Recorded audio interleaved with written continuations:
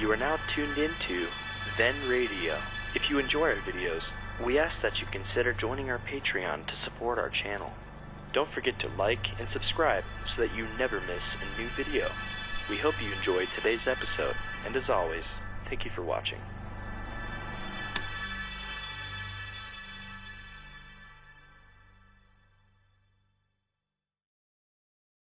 On a cold and foggy day in May of 1886, a young doctor named Arthur Conan Doyle set aside his medical practice for the afternoon, took pen in hand, and began to write a mystery novel. The doctor-turned-writer did not realize then what a lasting effect his works would have on literature. Hello, and welcome to two more new adventures of Sherlock Holmes. My name is Harry Bartell, and I'm proud to say that I was the announcer on the Sherlock Holmes radio series starring Basil Rathbone and Nigel Bruce.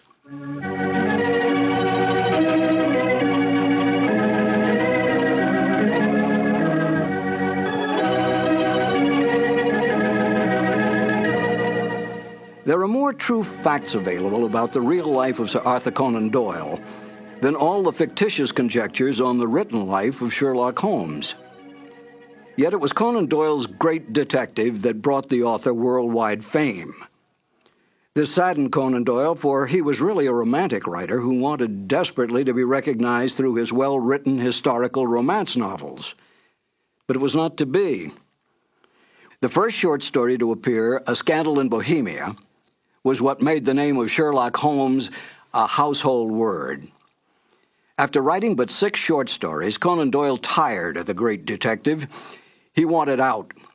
But Conan Doyle's agents, his book publisher, his reading public, and even the author's own mother continued demanding more and more Sherlock Holmes stories.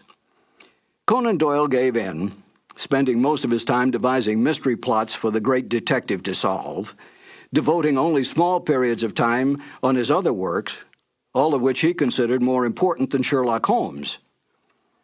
Within months, the popularity of Sherlock Holmes spread worldwide. Conan Doyle was no fool. He knew which side his bread was buttered on, and he soon gave up his medical practice to spend all his time and energy on writing. Today, anyone can go into a bookstore and ask for a copy of Sherlock Holmes stories. Try to do that with any of Conan Doyle's other great works. Such is the power and attraction of the greatest detective of them all, Sherlock Holmes. Now, let's listen to Basil Rathbone and Nigel Bruce in one of the original Conan Doyle mysteries, The Adventure of Thor Bridge. This episode from the life of Sherlock Holmes will be transmitted to our men and women overseas by shortwave and through the worldwide facilities of the Armed Forces Radio Service. Petri Wine brings you Basil Rathbone and Nigel Bruce in the new adventures of Sherlock Holmes.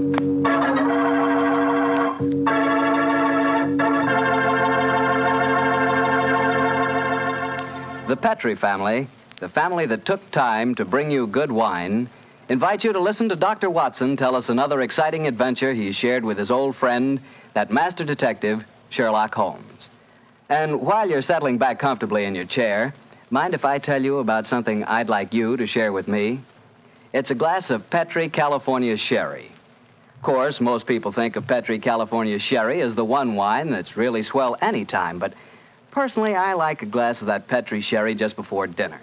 You know, that's the time you're a little on edge, you've just finished your day's work, and you're waiting for your dinner, and, well, that's when you want to lean back and take it easy.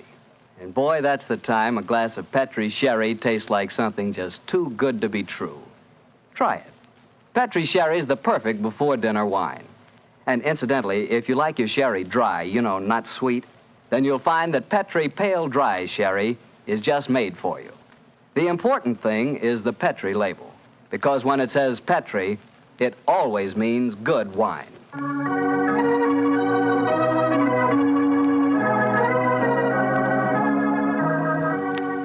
And now for our weekly visit with our good friend and host, Dr. Watson. Good evening, Doctor. Good evening, Mr. Bartell. You're a bit late. I've been keeping some dinner hot for you. Here, pull up your chair and join me. That's very nice of you. Thanks, Doctor. Are you all set with tonight's story? Yes, my boy, I'm all set, as you call it. As a matter of fact, I was going over my notes on the case just before you arrived. Last week, you hinted that a beautiful girl figured prominently in your adventure. That's quite right, Mr. Bartell. An extremely beautiful girl. In fact, I often used to say to Sherlock Holmes that if I'd been a little younger at the time, I might... Oh, well, you haven't come here to listen to my personal reminiscences. You want to hear the story that I called The Problem of Thor Bridge. That's what you promised us, Doctor. How did it begin? On a windy morning in October... In the 1890s it was. As I was dressing, I observed how the last remaining leaves were being whirled away from the solitary plane tree which graced the yard behind our Baker Street house. I descended to breakfast, prepared to find my companion in depressed spirits, for, like all great artists, he was easily impressed by his surroundings. But, to my surprise, he was in an unusually gay mood. As I entered the room, he looked up at me and, with a smile, My dear fellow, hope you slept well. Splendidly, thank you, Tom. I'm so glad. Well, you're very solicitous this morning. I think you must have got a new case. Am I right? The faculty of deduction is certainly contagious. Yes, I have a new case. After a month of trivialities and stagnation, the wheels revolve once more. Good. Tell me all about it. Well, as yet, there isn't much to tell. Have you ever heard of Neil Gibson? Neil Gibson? Oh, yes. Something to do with gold mining, isn't he? A great deal to do with it, my dear fellow. In fact, he's considered the greatest mining magnate in the world. About 5 years ago, he bought a large estate in Hampshire. Perhaps you've read of the tragic death of his wife. Oh, yes, of course, I remember the case now. She was murdered by a jealous governess who was in her employ, wasn't she? That point will be decided when the lady in question, Grace Dunbar, I believe her name is, comes up for trial at the forthcoming Winchester Assizes. In any case, it's hard for me to see what I can do for my client at this late date. Your client? Oh, yes, I forgot I hadn't told you. I'm getting into your involved habit of telling a story backwards. Better read this letter. Came this morning. Oh, let's have a look. Dear Mr. Sherlock Holmes, Miss Dunbar is innocent. I can't see the finest woman in the world go to her death without doing everything possible to save her. I shall call on you at 10:30 tomorrow morning to discuss the matter. Yours faithfully, Neil Gibson. Good gracious me. There you have it, Watson. That is the gentleman I await. Do you know anything about his dead wife? Only what I've been reading in the papers. Apparently she was past her prime, which was the more unfortunate as this Miss Dunbar, who superintended the education of the two young children, is reputed to be a very attractive young lady. The eternal triangle, eh? Well, where did the murder take place? On Gibson's estate in Hampshire. His wife was found in the grounds nearly half a mile from the manor house, late at night, clad in her dinner dress with a shawl over her shoulders and a revolver bullet through her brain. Any weapon found near her? No, there were no clues found at the scene of the crime. What made them suspect the governess? Well, in the first place, there was some very incriminating evidence. A revolver with one discharged chamber, the caliber corresponding with the bullet in the dead woman's head, was found on the floor in Miss Dunbar's wardrobe. Oh, was it? Pretty damaging evidence, Holmes. So the coroner thought. And to make the case even blacker against Miss Dunbar, the dead woman had a note on her making an appointment at that very spot. And the note was signed by the governess. It seems obvious that the girl's guilty, and the motive's clear. Mr. Gibson would be a great catch for a young girl. Love, fortune, power, all dependent on one life. Possibly, Watson, but circumstantial evidence can be very misleading at times. There's the gentleman in question, unless I'm very much mistaken, considerably before his time. I can see him from the window here. Formidable-looking fellow. Must be well over 6 foot tall. Judging by the way he's wrenching at that doorbell, he's a man with a violent temper. Mrs. Hudson's opening the door to him now. Meet him on the stairs, will you, old chap? It'll save Mrs. Hudson a journey. Sure. Up here, sir. Thank you, Mr. Hudson. All right. Are you Mr. Sherlock Holmes? No, indeed. I'm his colleague, Dr. Watson. Come along in, won't you? Mr. Neil Gibson, I presume? That's right. So you're the great Sherlock Holmes, huh? The adjective is your own, Mr. Gibson. Sit down, won't you? By the way, you may speak quite freely in front of Dr. Watson. Well, I may as well begin by telling you that money means nothing to me in this case. You can burn it if it's any use to you in lighting the truth.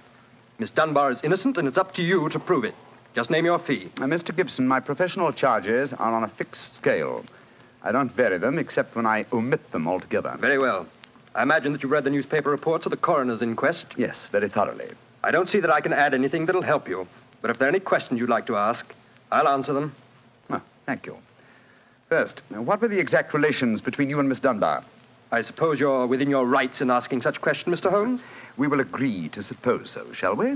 Then I can assure you that my relations with Miss Dunbar were always those of an employer towards a young lady with whom he never conversed or even saw, except in the company of his children. Oh. Rather a busy man, Mr. Gibson, and I've no time or taste for aimless conversation. I wish you good morning. What the devil do you mean by this, Mr. Holmes? My dear sir, the case is difficult enough without your giving me false information. Meaning that I lie, sir? I was trying to express it as delicately as possible, but if you insist on the word, I won't contradict you. Why, you confounded... Don't be noisy, Mr. Gibson. Please don't be noisy. I find that after breakfast, even the smallest argument is unsettling. I suggest that a stroll in the morning air and a little quiet thought will be greatly to your advantage. I suppose I can't make you take the case, but you've done yourself no good this morning, Mr. Holmes. I've broken stronger men than you. No man ever crossed me and was the better for it. Good morning, Mr. Gibson. You've a great deal yet to learn. On my soul, Holmes, you were unusually severe with him. I dislike liars, Watson, and I cannot tolerate arrogance, particularly when it's coupled with great wealth. Well, how did you know about his relations with the governor? I didn't. It was pure bluff. Bluff? It certainly worked. Think he'll come back? Oh, of course he will. He needs my help too badly. He'll probably change his mind before he's halfway down the stairs. Come in. Mr. Gibson.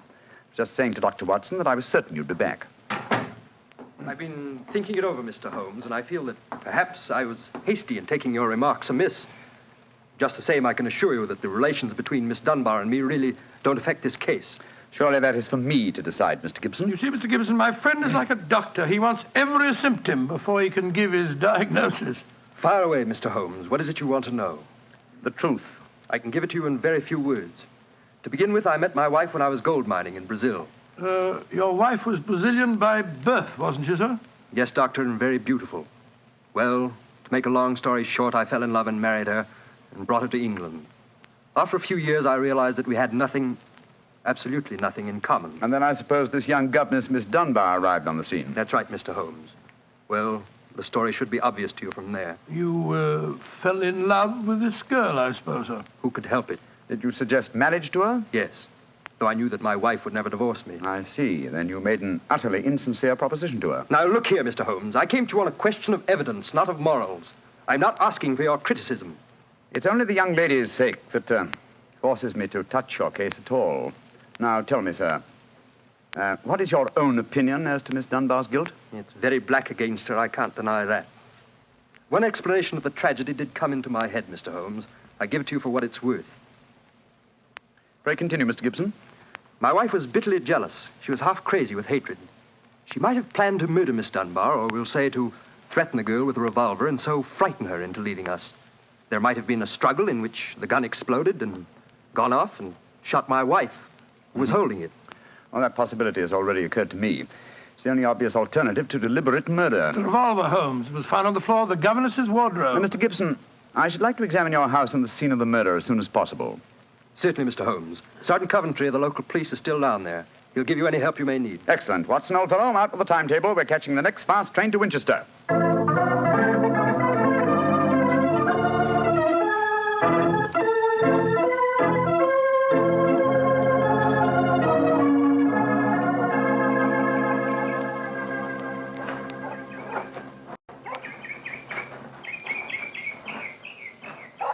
So if I have to have someone else on the case, I'd rather have you, Mr. Holmes.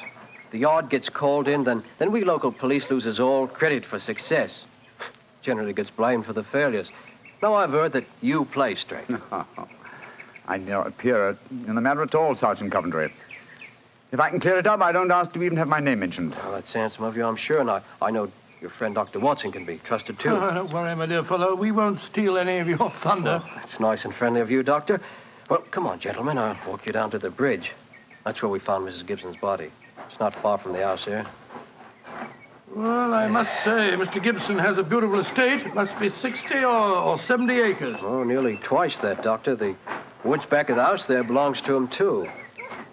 Mr. Holmes. Yes, Sergeant? There's a question I'd like to ask you. A question I wouldn't ask anyone else. Then please ask it.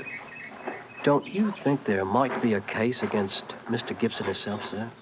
I've been considering that possibility. That there Miss Dunbar's a bit of all right. If you ask me, he wanted his wife out of the way, and the pistol she was shot with was his pistol, you know. Was that fact proven? Yes, Doctor. It was one of a pair that he had. One of a pair? Where's the other? Well, Mr. Gibson has a lot of firearms. We never quite matched that particular pistol. But the box was made for two. Well, if it was one of a pair, surely you'd be able to match it. Well, we have them all laid out at the house if you want to look them over. Well, we'll do that later. This, I presume, is Tor Bridge. That's right, sir. Found Mrs. Gibson's body lying right here at the approach to the bridge. I see. I gathered from the newspaper reports that the shot was fired at very close quarters. Yes, sir, very close. Near the right temple, wasn't it? Just behind it, sir. How did the body lie, Sergeant? Oh, on spec, Doctor. No trace of a struggle, no marks, no weapon. The note from Miss Dunbar was clutched in her left hand. Clutched, you say? Yes, sir. We could hardly open the fingers to get at it. That's of greatest importance. It excludes the idea that anyone could have placed the note there after death in order to furnish a false clue. What did the note say, Sergeant? Little enough, Doctor. It just said, I will be at Tor Bridge at 9 o'clock, and it was signed Grace Dunbar. Did Miss Dunbar admit writing it? Oh, yes, sir. What was her explanation? She wouldn't say nothing. Said she was saving her defense for the trial. Yes, it seems odd that Mrs. Gibson was still clutching that note. Seems perfectly natural to me. Oh, come now, old fellow. Argue the thing out logically. If the letter is genuine, it was certainly received sometime before the tragedy, say an hour or two. Why then was the dead woman still clasping it in her left hand? Why should she carry it so carefully? She certainly didn't need to refer to the note at all at the interview. Doesn't it strike you as rather strange? Well, now you put it that way, it does seem a little peculiar. Hello. Did you notice this, Sergeant? Oh, you mean that chip out of that stone on the underside of the parapet of the bridge, sir? Yes, I noticed it. Didn't think nothing of it, though. It's a very large chip. Yes, but it's been done recently.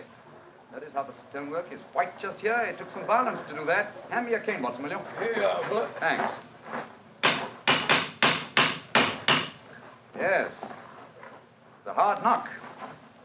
And in a curious place, too. But it's 15 feet from where we found the body, Mr. Dow. Yes, Holmes, I don't see how it could have any connection with Mrs. Gibson's murder. Possibly it hasn't. But it's a point worth noting. There were no footprints, you say, Sergeant? None, Mr. Holmes. The ground was as hard as iron. It's been a very dry summer, and we haven't had any rain to speak Yes, of this pity. year. Well, Sergeant, I'm much obliged to you, and now I think we'll get back to the house. Right. Cesar will show you where the firearms are, sir. Oh, who is Cesar? Oh, funny kind of a bloke. Brazilian he is. Brazilian, eh? Like Mrs. Gibson? Yes, Mr. Holmes. Comes from the same town that she does, as a matter of fact. Something very fishy about him, if you ask me. Now, if you'll excuse me, gentlemen, I'm going to take a little stroll around the grounds. You started me on a new train of thought in this case, Mr. Holmes. Oh, I'm delighted, Sergeant. I'll get back to the house.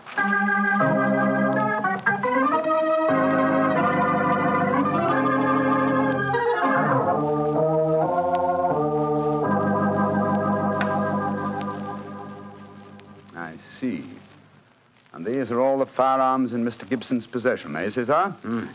Except for the revolver that is missing from the case. Yes, so I say I see him. I've never seen such a collection of guns and revolvers in my life. Mr. Gibson had many enemies, senor. He always sleep with a loaded pistol beside his bed. She's a man of great violence.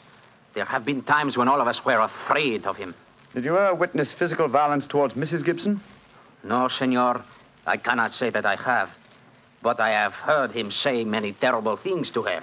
She would taunt her in front of we servants. I have heard him do it many times. Thank you, Cesar. That will be all. Muito bem, senor. You know, Holmes, I still think the case against Miss Dunbar looks very black. I should agree with you if it were not for one fact. The finding of the revolver in her wardrobe. On my soul, Holmes, that seems to me the strongest evidence of all. I think not, old chap. Huh? We must look for consistency. Where there is a want of it, we must suspect deception. I don't quite follow you. Suppose for a moment that we visualize you in the character of a woman who in cold, premeditated fashion is about to murder a rival. You've planned it. A note has been written. The victim has come. You have a weapon. The crime is well done. It has been workmanlike and complete. Do you mean to tell me that after carrying out so crafty a crime, you'd be so stupid as to forget to fling the incriminating revolver to the bottom of the stream? Or perhaps in the dense reeds that border it? Would you carefully carry it home and put it in the first place that would be searched? Your wardrobe? Well, perhaps in the excitement of the moment, one... No, my dear chap, I won't admit that's even possible. When a crime is coolly premeditated, then the means of covering it are coolly premeditated also. Well, then if Miss Dunbar didn't shoot Mrs. Gibson, who the devil did? I hope I can give you the answer to that question, Watson, when we've made one further visit. Oh, Lord. Where are we going now? To prison, old chap. Prison? Yes, we're going to Winchester Prison to call on Miss Dunbar. I'm certain that the key to this strange mystery lies in her hands.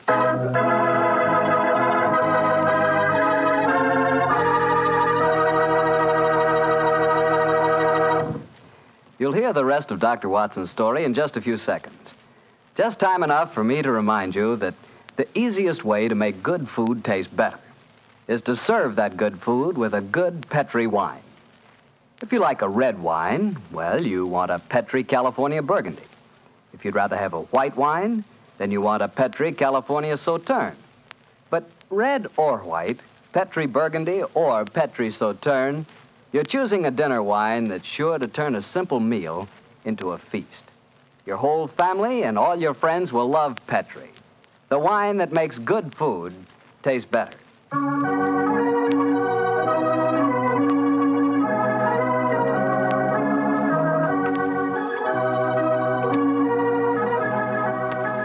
And now back to Dr. Watson and tonight's Sherlock Holmes adventure, The Problem of Thor Bridge. Well, Doctor, did you go to Winchester Prison and see Miss Dunbar? We did, Mr. Bartell. An hour later, found the two of us sitting in a dank and gloomy cell, talking to one of the most beautiful girls that I've ever seen. Her bright, flashing eyes and her air of quiet confidence seemed sadly out of place in such a setting. Holmes spoke to her quietly, soothingly. Miss Dunbar, tell us of your true relations with the dead woman. She hated me, Mr. Holmes. She hated me with all the passion of her distorted mind. Please tell us exactly what happened on the evening of Mrs. Gibson's death. Well, I received a note from her in the morning. A note imploring me to meet her at the bridge after dinner that night. She said she had something important to say to me. Did you keep that note, Miss Dunbar? No, Doctor. She asked me to destroy the note, so I burned it in the schoolroom grate. I saw no reason for such secrecy, but, well, I did as she asked. And yet she kept your reply very carefully. It's interesting. Tell me what happened when you met her that night. When I reached the bridge, she was waiting for me.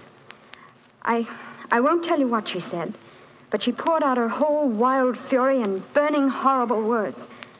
I didn't answer. I couldn't. It was dreadful even to look at her.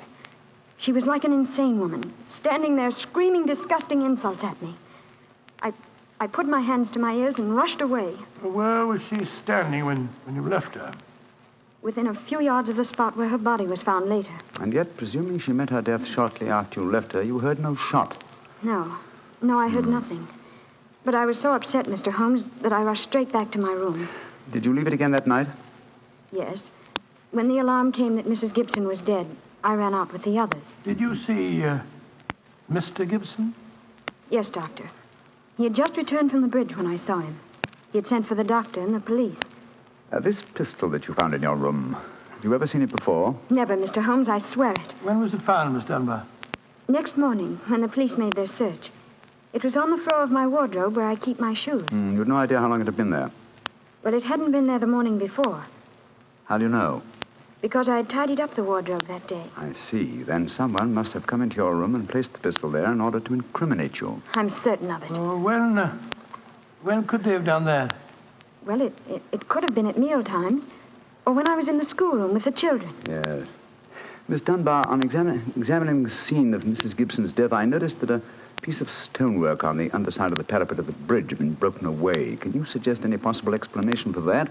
Oh, surely it must have been a mere coincidence, Mr. Holmes. Possibly. But why should it appear at the very time of the tragedy and at the very place? Could it possibly be that... Why, yes, of course. Idiot. Why didn't I think of it before? Come along, Watson. Where are we going, Holmes? Back to Thor Bridge, old fella. As fast as we can get there. What have you found out, Mr. Holmes? The answer to this mystery, I hope, my dear young lady. You will get news before the day is out. And meanwhile, take my assurance that the clouds are lifting and that the light of truth is breaking through.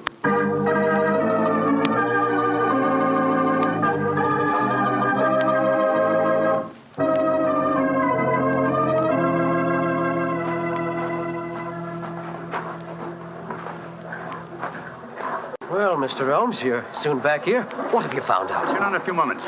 You got my message? Oh, yes, sir. Here you are. Ball of twine. What you wanted for, I can't imagine. You'll soon see, Sergeant. Watson, I have some recollection that you usually go armed on these excursions of ours. Yes, I'm carrying my revolver. Why? Give it to me, old chap, will you? Thanks. I believe your revolver may have a very intimate connection with the mystery we're investigating. You're joking. Now, Watson, I'm very serious. What? We have a test to make. If the test is successful, Miss Dunbar will be free before nightfall, and the test will depend on the conduct of this revolver of yours. Yes, I'll take the precaution of unloading it. Uh-huh. There we are. Now, Sergeant, ball of twine, please. Wish I knew what you was up to, sir. I tie one end of the twine like this to the handle of the revolver. So. Sergeant, see if you can find me a heavy stone, will you? Oh, right, you are, sir. Holmes, what are you doing? Trying to reconstruct the killing of Mrs. Gibson. But you've seen me miss the mark before, Watson. I have an instinct for such things, and yet it has sometimes played me false. It seemed a certainty when it first flashed across my mind in Miss Dunbar's cell. But one drawback of an active mind is that one can always conceive alternative explanations which would make our scent a false one. And yet, oh, well, we can but try. Here's a nice stone, Mr. Holmes. Thank you, Sergeant. Yes, now, sir. I tie the other end of the twine to the stone. Wait a minute. Like that. Splendid.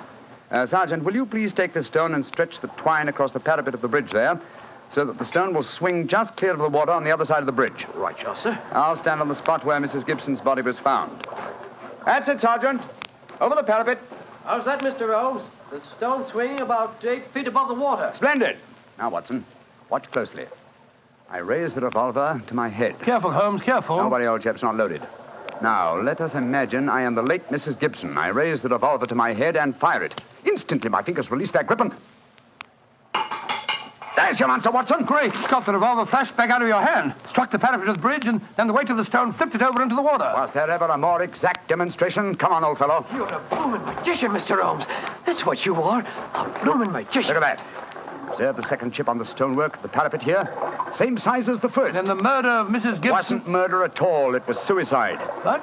We can follow the various steps quite clearly. A note was extracted very cleverly from Miss Dunbar, a note which made it appear that she had chosen the scene of the crime.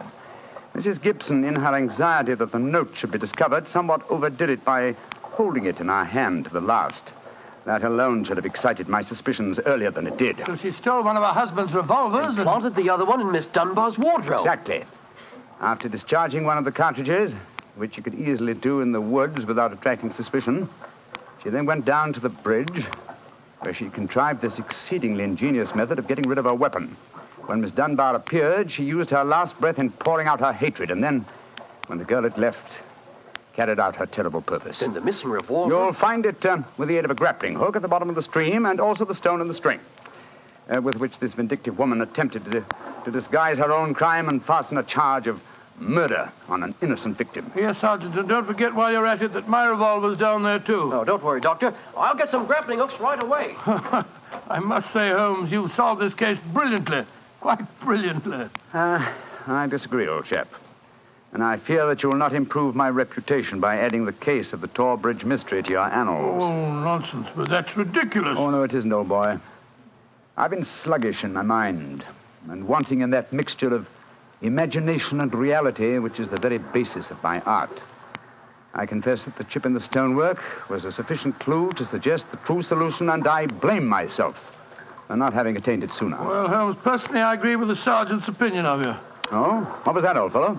You're a blooming magician, Mr. Holmes. That's what you are, a blooming magician.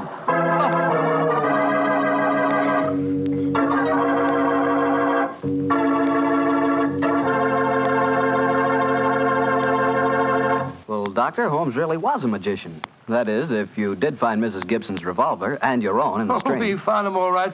You don't think I'll tell you the story otherwise, do you? What do you take me for, anyway? Well, now that you ask, I'll tell you. I take you for a very charming gentleman, a wonderful storyteller, and a fine host. Oh, that's very nice. Really, Well, you are a gentleman of the old school. And you do tell a fine story. You flatter me, you... And you are a perfect host. Oh, That meal we had tonight was wonderful. Oh, it was, eh? And, that wine, what kind was it? It was Petri wine, and you know it.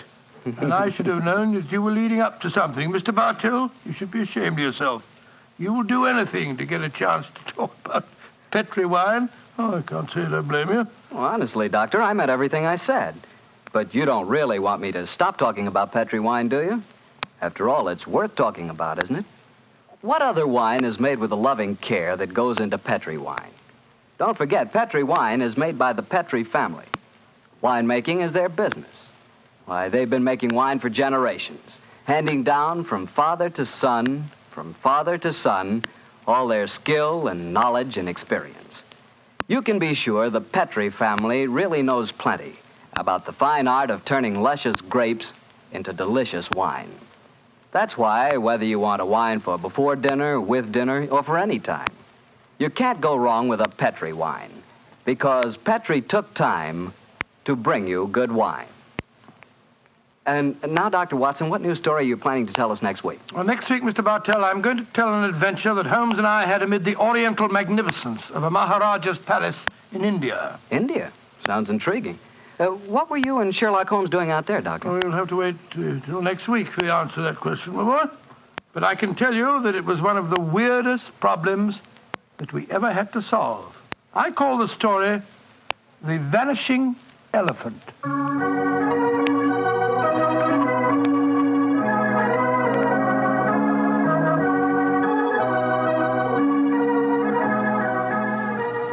Tonight's Sherlock Holmes adventure is written by Dennis Green and Anthony Boucher and is adapted from the Sir Arthur Conan Doyle story, The Problem of Thor Bridge. Mr. Rathbone appears through the courtesy of Metro-Goldwyn-Mayer and Mr. Bruce through the courtesy of Universal Pictures, where they are now starring in the Sherlock Holmes series. The Petrie Wine Company of San Francisco, California, invites you to tune in again next week, same time, same station. Oh, the Petrie family took the time to bring you such good wine. So when you eat and when you cook, remember Petrie wine. To make good food taste better, remember... Petrie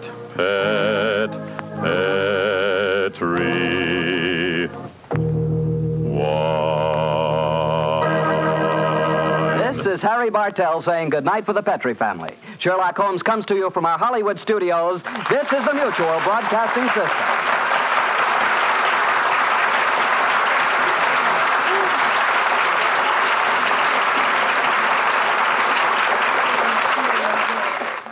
Of course, many of you are already familiar with this intriguing mystery story, but this is the first time in over 40 years that Basil Rathbone and Nigel Bruce have had the pleasure of once again entertaining you with Sir Arthur Conan Doyle's original story, The Adventure of Thor Bridge. This is Harry Bartell. I'll be right back with more notes on Sir Arthur Conan Doyle and another new adventure of Sherlock Holmes.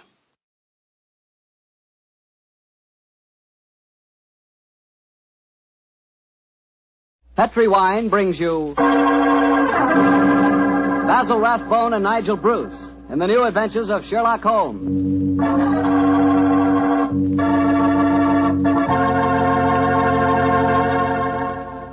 The Petrie family, the family that took time to bring you good wine, invites you to listen to Dr. Watson tell about an exciting adventure he shared with his old friend, that master detective, Sherlock Holmes.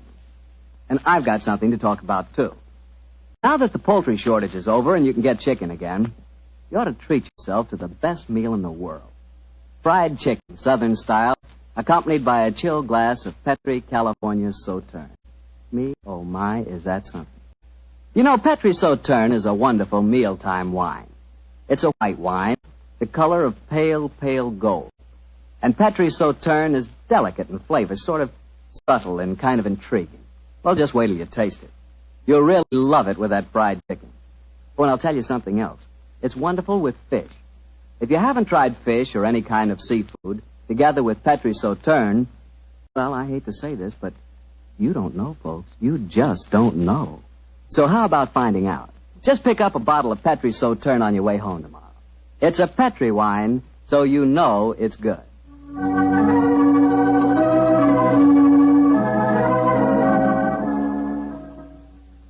And now let's see if our old friend Dr. Watson's expecting. He's out on the patio. Dr. Watson? Here I am, Mr. Bartell.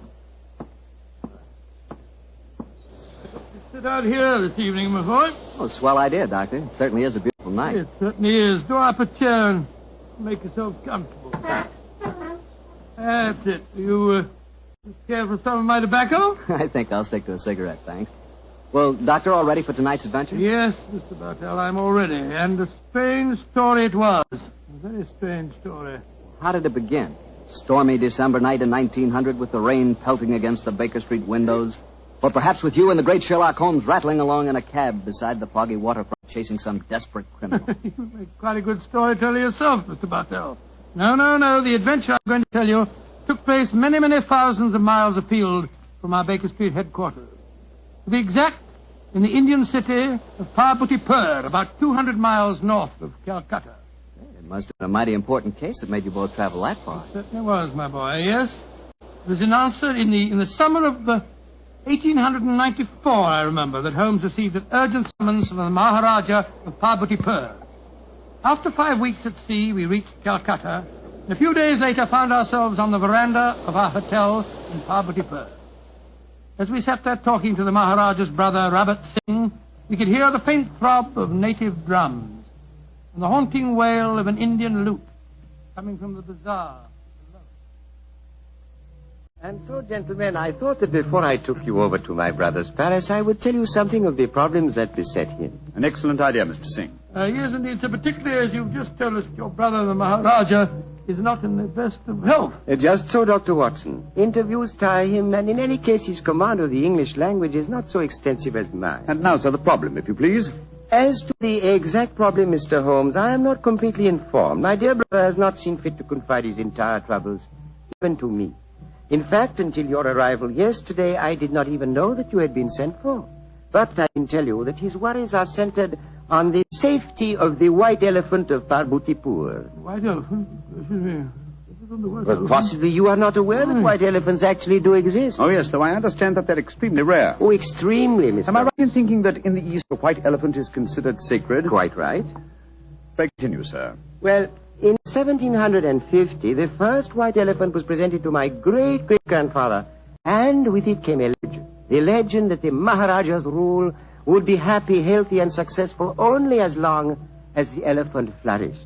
If the animal were to die, then the reign would come to an end, and the Maharaja was doomed to a sudden death. Mr. Singh, who was responsible for the origin of this legend? Oh, a good and wise man who traveled from the mountains beyond Nepal. He it was who brought the first elephant to my great-great-grandfather. And how has the legend worked out in actual practice, sir? Its prophecies have come frighteningly true, Dr. Watson. Oh? The first elephant was killed by his mahout, his own keeper, after my illustrious ancestor had dismissed the man for incompetent. A week later, my great-great-grandfather was himself killed in a native uprising. And so it has gone on, gentlemen, since then. Amazing, amazing. When the elephants have died, and they have always died, the Maharaja of Parbutipur has died a violent death soon after.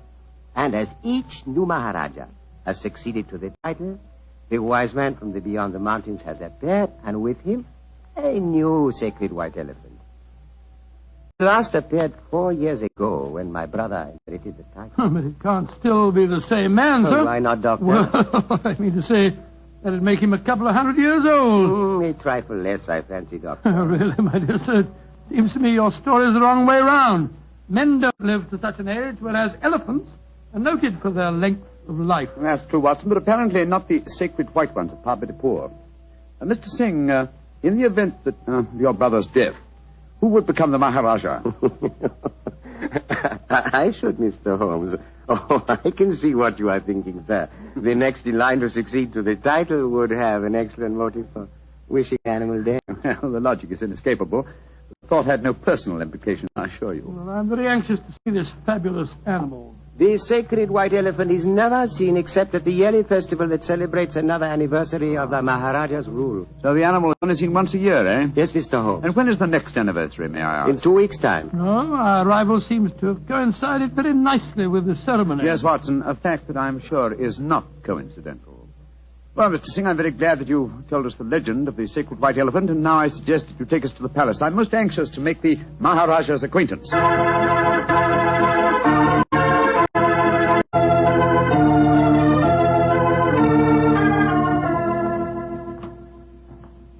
This is the council chamber, gentlemen. If you will wait here a moment, I will go and see if my brother is well enough to receive you. Very well, sir.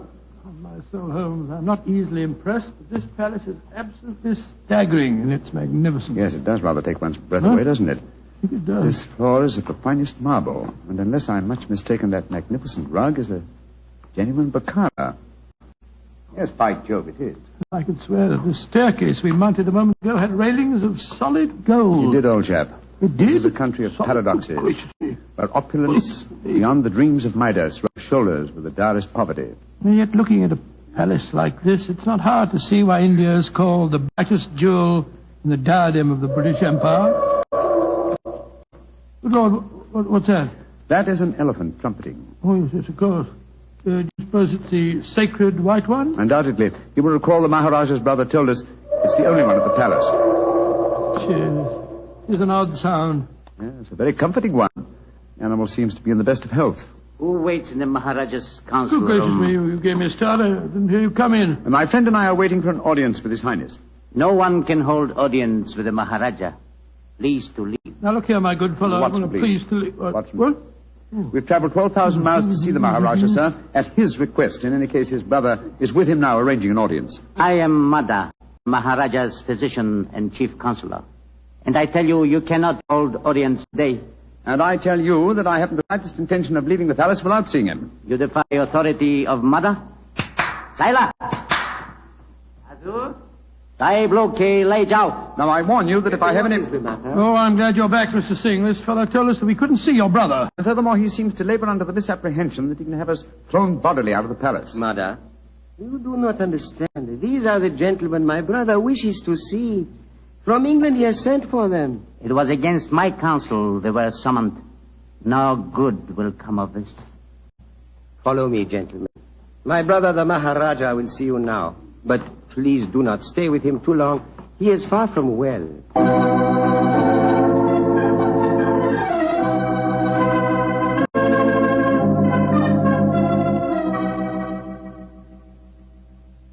Mr. Sherlock Holmes, Dr. Watson, I'm so happy you have arrived here safely. It was great imposition to ask you to travel so far. Oh, not at all, sir. I only hope we can prove of material assistance to you. Ranji? Yes, Rabat? I wish you would permit Dr. Watson to examine you. No, just what I'd like to suggest myself, sir. In fact, I brought my medical bag along just in case. Mother would not approve. Mother not believe in Occidental medicine. I do not trust Mada. I do not think he wishes you to get well. Please, Ranji, let the doctor examine you. Very well. But you not tell not Mother. And now, what seems to be the trouble, Your Highness? My eyes, they torture me. Night and day, they torture me. Yes, I noticed they seem very inflamed. Now, let me take a look at them. Yes. Now, open them a little wider, please, sir. I throb, burn, night and day. Night, day, burn. The color is distinctly reddened. However, this isn't anything very, very serious, sir. What you're suffering from is a case of what we call conjunctivitis. What you do relieve pain, doctor? Some eye drops will give you relief in no time, sir. I have some here in my bag. Oh, thank you. Thank you. Perhaps medicine will help. Yes, I'm sure it will, sir. Here you are. Now, this small bottle and an eyedropper. This is an eyedropper. Just put a few drops in the corner of each eye, and I'm sure that you'll get some relief in no time at all. Thank you, Dr. Watson. You think there is nothing seriously wrong, Doctor? Mada gave it as his opinion that my brother's eyesight was in serious danger. If you pardon my saying so, I think it more likely that my medical knowledge exceeds his. I can assure you there's nothing seriously the matter with your brother's eyes, sir. I'm happy you say so. Now you will please excuse me while I take medication and rest a little. We discuss my problems later. Quarters already prepared for you in palace. You do not mind, Mr. Holmes? Not at all, sir, though in the interim I should like to employ my time to the full by inspecting your sacred white elephant. No, that I cannot allow. I must talk to you first. I think, sir, you will do well to give me permission to see the animal. I already have my suspicions as to your reason for bringing me here, and it will be best if I'm completely informed when we have our discussion. Very well. Can do no harm. Here. Take ring. Show ring to Sukro. He's keeper of animal. Sucro will let you into Elephant House when he see ring. Thank you, sir. And please rest comfortably. I'm sure that your worries are nearly at an end. Come on, Watson.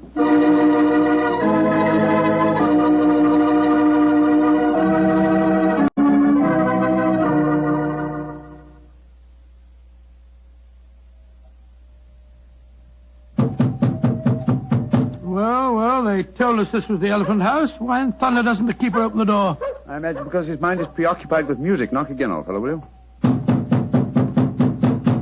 Uh-huh. He heard us that time. Yeah, about time. He must have been knocking here for 5 or 6 minutes.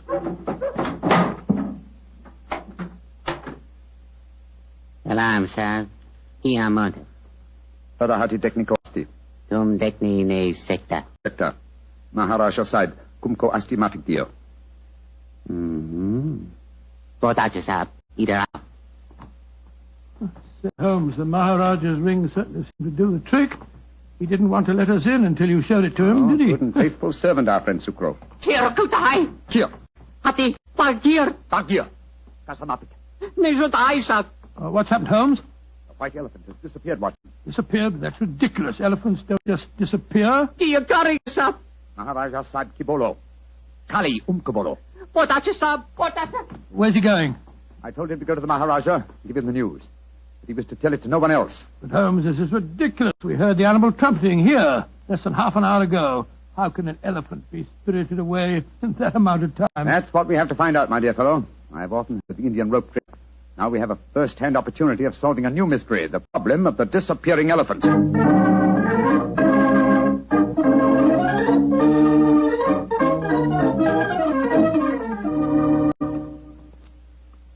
Holmes, this is farcical. We spent half an hour searching this elephant house. After all, an elephant isn't exactly insignificant. I doubt if you're going to find it out of those boards in the corner over there. True, Watson, but nonetheless, there are interesting clues to be observed. Clues? What clues? Come over here, old chap. Bloodstains.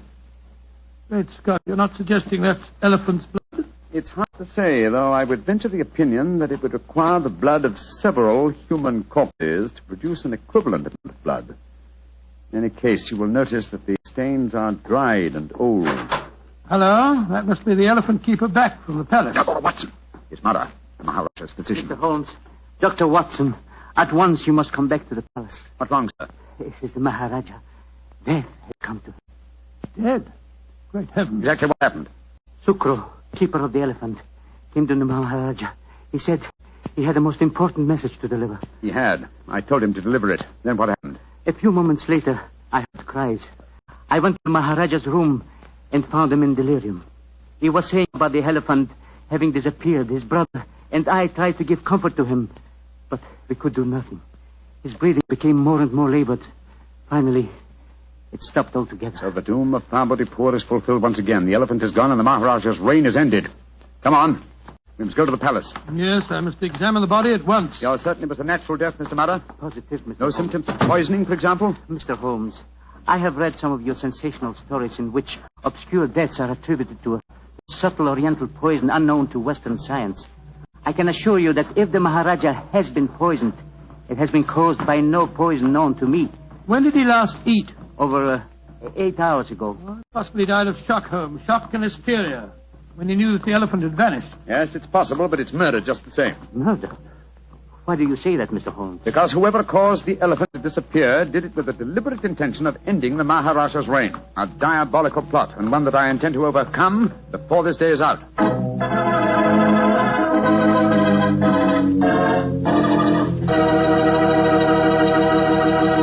Dr. Watson's story will continue in just a second, so all I'm going to say is, if you like a swell red wine with your dinner, well, then you should know about Petri California Burgundy. Petri Burgundy is a rich, hearty red wine that's just wonderful with hamburger and beef stew and pot roast and chops and just about any meat or meat dish you can think of. And, of course, if you can get hold of a steak or a prime rib, well, then you've just got to serve that with Petri Burgundy. Petri Burgundy is a swell mealtime wine. The best friend a good meal ever had. No kidding.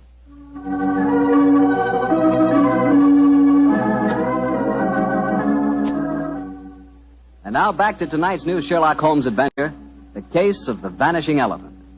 Tell me, Doctor, did you examine the Maharaja's body? Yes, of course I did, Mr. Bartell. Holmes was convinced that the Maharaja had been murdered, but I could find no trace of foul play. After my examination, I joined Holmes in our quarters, and I gave him my opinion. Found out anything? Looks like natural death to me, Holmes. No traces of poison? None that I could see. Of course, it's hard to be certain without an autopsy. Did you suggest one? Yes, but the new Maharaja won't hear of it. It's against their religion, apparently. Yes, I was afraid of that. Meantime, I've been conducting a cross-examination of some of the palace servants. Oh? What do you find out? Principally that all of them heard the elephant trumpeting this morning. Did any of them suggest how the animal might have been smuggled out to the palace grounds? They insisted that such a feat would be impossible without their knowledge. Well, what's our next move, Holmes? To interrogate the one person who I'm sure can give us the true story of the elephant's disappearance, its keeper. Remember, we haven't seen him since he took the message to the palace. I suggest we return to the elephant house and have a persuasive talk with him.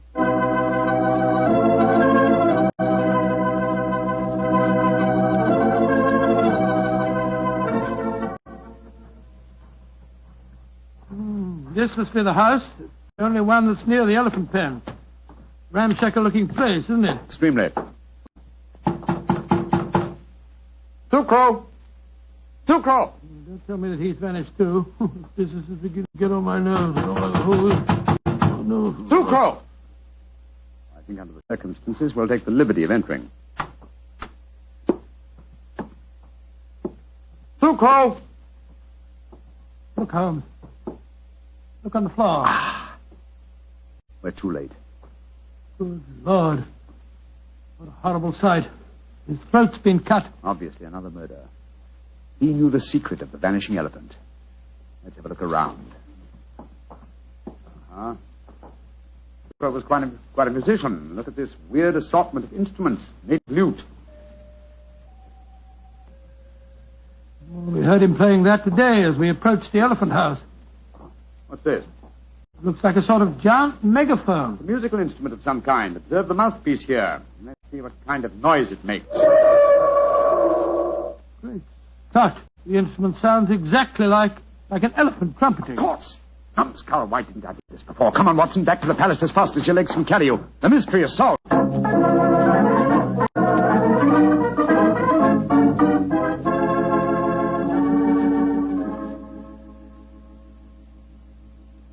You say you have solved the problem of the missing elephant, Mr. Yes, Holmes? sir. And also the cause of your brother's death and Sucro's murder. Indeed. That is very important news. Won't you both sit down, please? Thank you, sir. Please proceed, Mr. Holmes. Thank you. First, the elephant did not vanish today. The beast must have died a natural death months ago. All that happened today was that I discovered its absence. Are you suggesting that my brother knew the beast was dead? I am, sir. But he was afraid to publish the news. He knew that his rule would fall into a state of chaos if the fact were known. You yourself, sir, have told us how strong is the native belief in this legend. Oh, how did he dispose of the elephant? Unobtrusively over a period of time. The bloodstains in the elephant house would indicate that the animal had been cut up into disposable fragments, which could be removed by the faithful Sucro without attracting suspicion.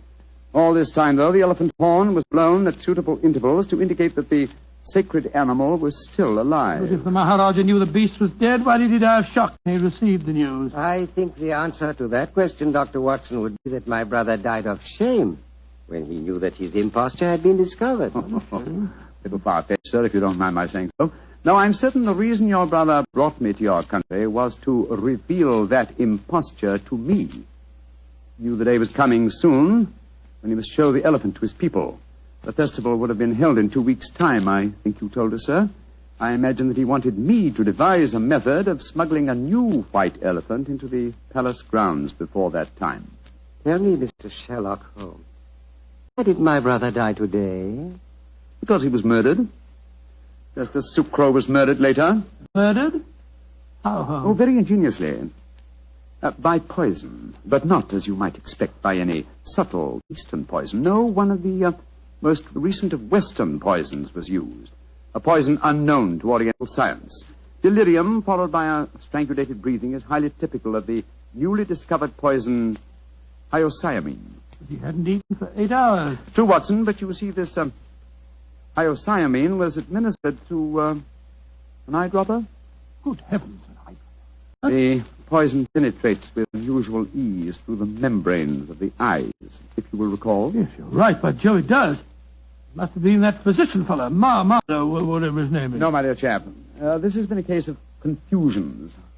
Let's do a little clear thinking now, shall we? You see, we were deceived by the apparent sequence of events. We discovered the elephant missing and thought that fact had caused the Maharaja's death. Whereas his murder was quite a separate matter. The poison must have been placed in the eye drops while we were in the elephant house. Precisely, dear chap. And when the murderer saw how the problem of the missing elephant confused us, he killed its unfortunate keeper to prevent us from learning the truth. Yes, you're strangely silent, Mr. Singh. Am I, Mr. Holmes? I am fascinated by your flow of unassailable logic. Of course, you realize that I am now the Maharaja, the king of kings, an absolute ruler with all power, including that of the police. Do you care to denounce the murderer to me? Oh, come, sir. It's time to button some of our foils. I'm well aware that you studied medicine at the University of Edinburgh. You have the motive, the opportunity, and the knowledge to kill your brother. The murder of Sucro was probably performed by an underling. Great Scott, what a shocking You are disgrace. a clever man, Mr. Holmes. A very clever man. Clever enough to realize that an absolute ruler, a ruler with all powers, including that of the police, is not apt to denounce himself. Again, your logic is unassailable. Goodbye, gentlemen. I trust your voyage home will be a pleasant one. I warn you, sir, that I shall make a full report of my findings in this case to the British Commissioner of this state. Why should he prove more effectual than the great Sherlock Holmes? Goodbye, gentlemen, and bon voyage. Filthy murderer. Makes my blood boil to think that he can't be brought to justice. He can, and he will be. Civilized laws of the Occident cannot be enforced here, then we must fight him with his own weapons. What do you mean, Holmes? That we have a farewell talk with Mr. Madder, the dead Maharaja's physician, friend, and counselor.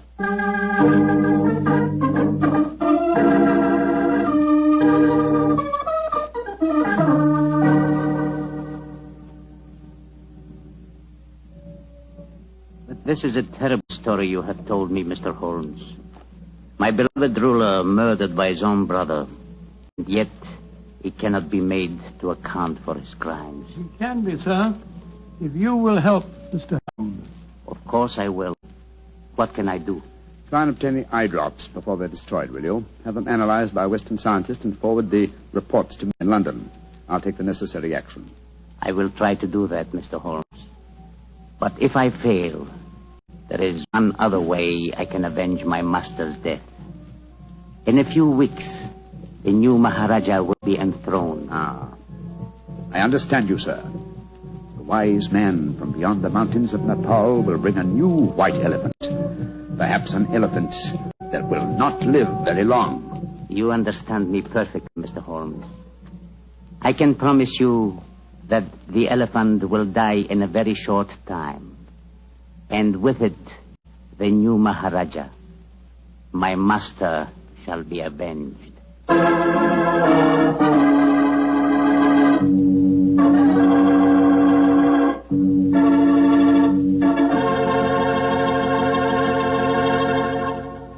That was quite a story, Doctor. Quite a story. And tell me, what did happen to the next white elephant of Property Port? By an extraordinary coincidence, it died the day after the new Maharaja's enthronement.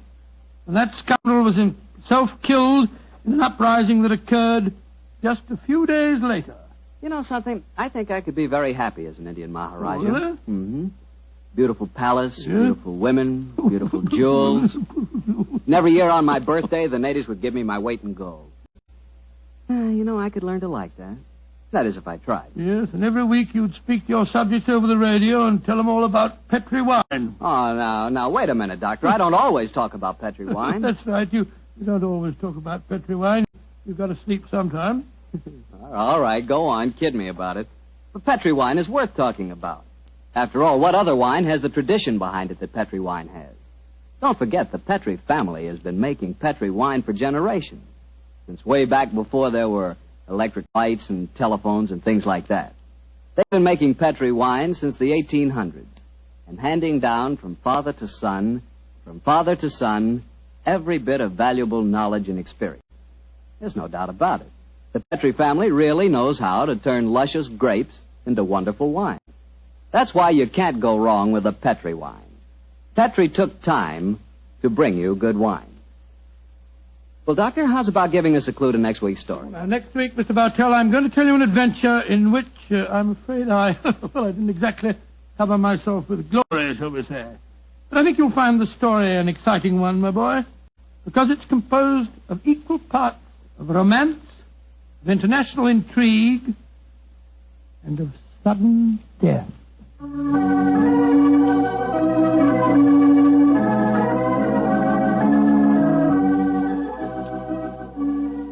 Tonight's Sherlock Holmes adventure is written by Dennis Green and Anthony Boucher and is based on an incident in the Sir Arthur Conan Doyle story, The Engineer's Thumb.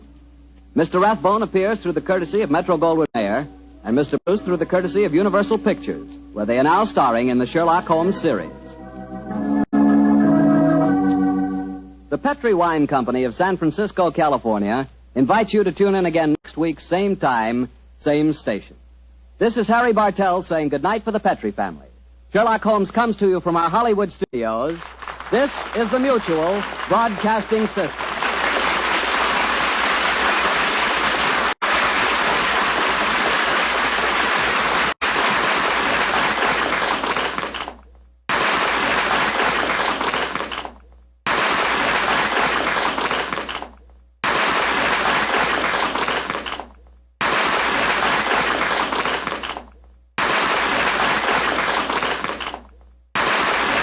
This episode from the life of Sherlock Holmes will be transmitted to our men and women overseas by shortwave and through the worldwide facilities of the Armed Forces Radio Service.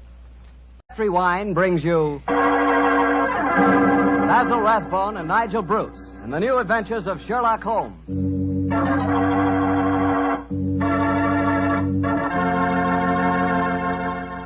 The Petri family, the family that took time to bring you good wine, invite you to listen to Dr. Watson tell us another exciting adventure he shared with his old friend, that master detective, Sherlock Holmes. And I'd like to tell you about something Dr. Watson shared with me the other night, some Petri California sherry. Did you ever have a glass of Petri sherry before dinner? Well, that's a swell time for it, because the Petri sherry is the best beginning a good meal ever had. What a wine. You don't have to serve it in fancy wine glasses either. Not Petri sherry. That wine would taste wonderful if you drank it out of a water glass. You can just taste those sun-ripened grapes. And incidentally, if you like your sherry dry, not sweet, then just do what I do. Ask for Petri Pale Dry Sherry. It's a good idea to always have a bottle of Petri sherry in the house, because it's just the thing to serve when company catches you unprepared. And believe me, you can serve that Petri sherry proudly, because it's a fact that the name Petri is the proudest name in the history of American wines.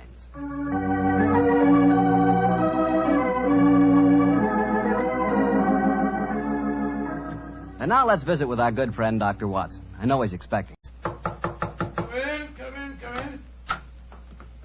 Good evening, Mr. Bartell. Evening, Doctor. Oh, you have the old black tin dispatch box out again, I see. Yes, my boy. I've just been refreshing my memory on one or two points in connection with tonight's story. Draw up a chair. Thanks. That's it. The tobacco's in the jar beside you. Thanks, Doctor. I'm particularly excited about hearing your story tonight. Last week, you told us that Sherlock Holmes' brother, Mycroft Holmes, took part in the adventure. That's quite right, Mr. Bartell. I didn't even know Mr. Holmes had a brother. I wish you'd tell me something about him. Well, Mycroft was 7 years older than Sherlock, but the difference between them was amazing. While Holmes was lean and consumed with a burning energy, his elder brother was fat and lazy. And yet Holmes has often told me that Mycroft was his superior in powers of observation and deduction. Well, now that you've thoroughly whetted my appetite, Doctor, how's about it? Very well, my boy. I suppose this story really began in Mycroft Holmes's room at the Foreign Office in London. Although I've said he was a lazy man, he did hold a position of considerable importance. In fact, you may remember that on more than one occasion, Holmes has said, Mycroft is the British government. But to get back to my story. So on a June morning in 1912, just before the First World War, that a young man in the Foreign Office named Guy Travers stood talking to Mycroft Holmes, who sat sprawled in an armchair before him, his feet resting on another chair, his cupped hands cradling his ample stomach.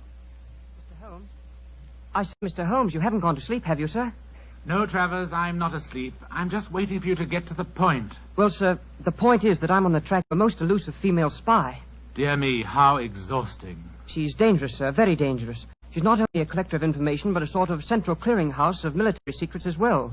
You seem to be a little young, Travers, to be on such a case. I asked for the assignment, sir. Why? Female spies aren't as glamorous as they sound, you know. No one knows that better than I do, sir. You see, my brother got mixed up with this girl 2 years ago. He was cashiered from his regiment and committed suicide. I'm sorry, Travers. Tell me what you found out about her. You say you've been on her track? I've traced her to a number of seaside towns, but she keeps slipping through my fingers. Have you a list of the towns? Yes, sir. Here you are. No. You read them to me. Well, I first got on her track at Torquay. From there, I traveled her to Weymouth, Bournemouth, Portsmouth, Bognor, Worthing, Hove, Brighton, and... I trust you drew the obvious conclusion. I think I did, sir. Several of those towns are naval bases. No. The list you've just read me is a recognized theatrical circuit. Oh, I never thought of that. The simplest way to track down your spy is to find whether she was appearing in either a play or variety act in all of the towns on the dates covered by your inquiries. Yes, Mr. Holmes, I'll do that at once, and I'll report back to you. Oh, very well, if you must. Close the door quietly, won't you? I'm confoundedly sleepy.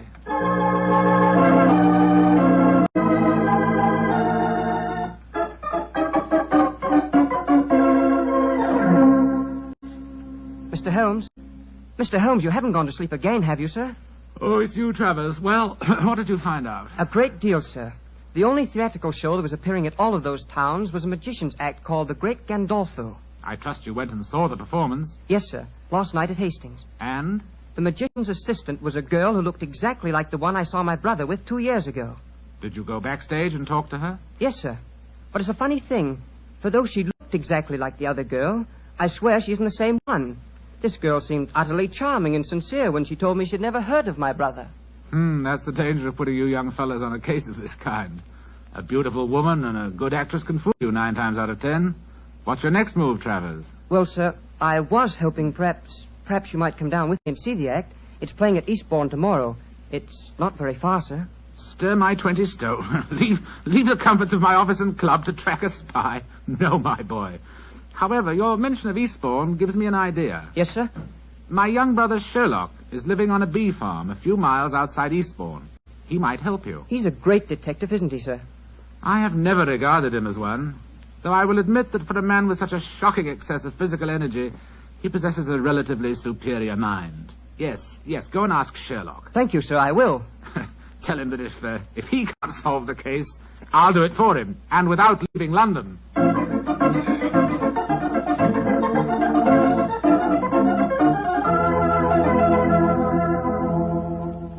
And so, Mr. Holmes, I did as your brother suggested and came down here to Eastbourne to tell you about the case. I quite understand, Mr. Travers. Very interesting story it is, too, my boy. I'm certainly glad that I happen to be staying down here with you, Holmes. You'll handle the case, of course. I'm undecided, old fellow. The problem presents some interesting possibilities, and yet my life here among the bees has taken on a pleasant and soothing pattern. Oh, I hate to disturb it. Oh, come, Holmes. It'll be good for you to get away from your wretched bees for a few days. I forgot to tell you, Mr. Holmes. As I left your brother, he told me that if you couldn't solve the case, he'd do it for you, without leaving London. Dear old Mycroft, he meant that as a challenge. Hand me the paper, will you, Watson? Yeah. Thanks, old chap. Oh, what are you looking for? The amusement guide. There it is. Devonshire Theatre, Eastbourne, twice, nightly varieties, 6:30 and 9, The Great Gandolfo, King of Magic. You mean you'll come to the theatre with me tonight, Mr. Holmes?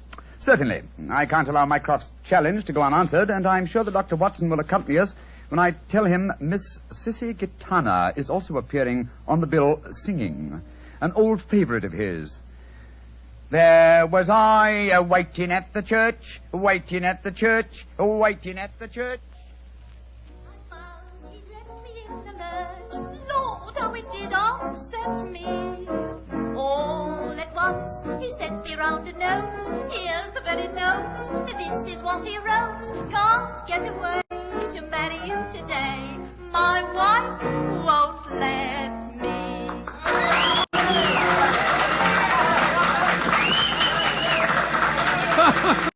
That's a most entertaining woman, Sissy Gitana. And dash good looking, too. My wife won't let me. The Great Gandolfo's next, Mr. Holmes. Yes, I was just studying the program. He's not exactly modest in his claims, is he?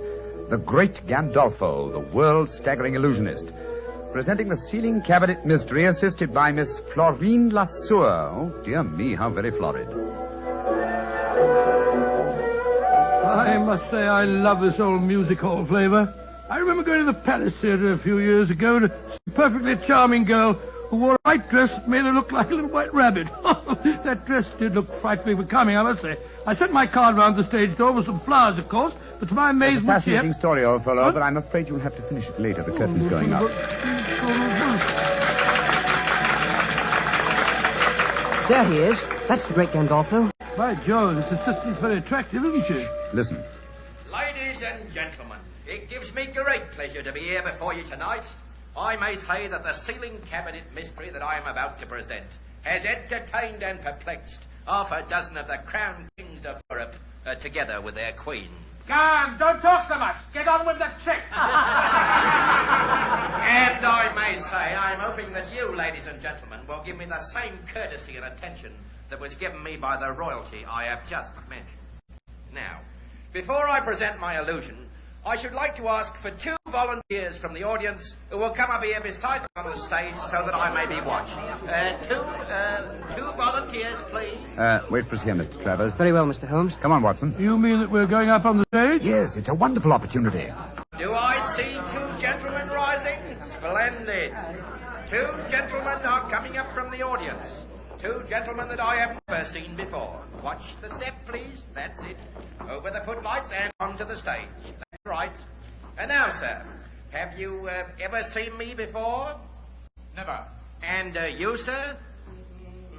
Don't be afraid to speak up, sir. No, I haven't. Miss Lasseur, please see that the gentlemen are seated. I thank you. Now, ladies and gentlemen, I want you to watch me closely. You will observe that there is a wooden cabinet on the stage. There is also another cabinet of the same shape and size hanging high above me, which you can all see. A glass of water, please, Miss Lasseur. Oh, go on. Put a sock in it. What did you say, sir? You heard. You ain't got cloth ears. We will dispense with the glass of water.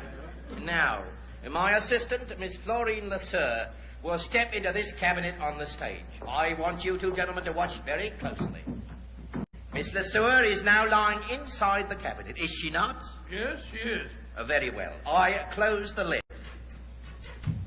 So, I lock it with these bolts. And now, I ask one of you gentlemen to attach this padlock to the box. You, sir, will you oblige me? Very well. I thank you. And now, ladies and gentlemen, before your eyes you have seen Miss Lasseur enter a cabinet on this stage. A cabinet that has been bolted and padlocked. You can still see the duplicate cabinet hanging above me by an attachment of wires and pulleys. I now count a 1, a 2, a 3, and fire this revolver at the cabinet above me. Now, if you 2 gentlemen will kindly help me, we will lower the ceiling cabinet to the stage.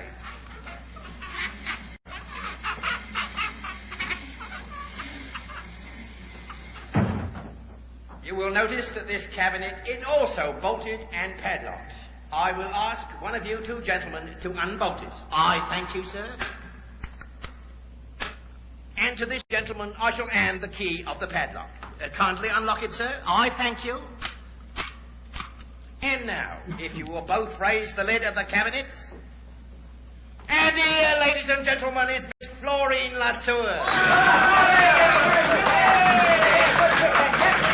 Thank you, ladies and gentlemen. I thank you.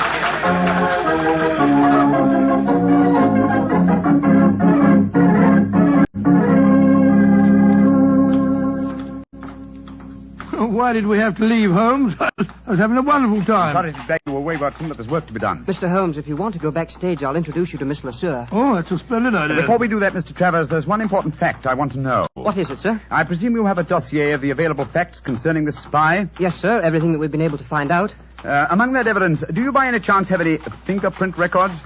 Yes, sir, I do. Splendid. Then let's go at once to the nearest police station and compare the fingerprints on this glass with those in your possession. Where did you get that glass, Holmes? You remember that Miss Lasseur, before she entered that cabinet on the stage, handed Gandolfo a glass of water. You mean that's the glass?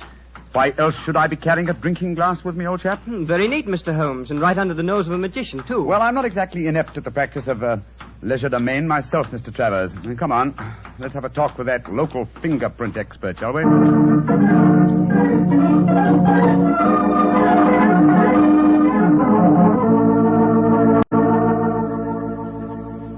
Mr. Holmes, the fingerprints on this glass you brought me are not the same as the ones shown in this record. You're positive? Oh, absolutely, sir. Just as I thought. I'm much obliged to you. Always glad to help a gentleman like you, Mr. Holmes. Thank you, and good night. Come on, Travers. Watson?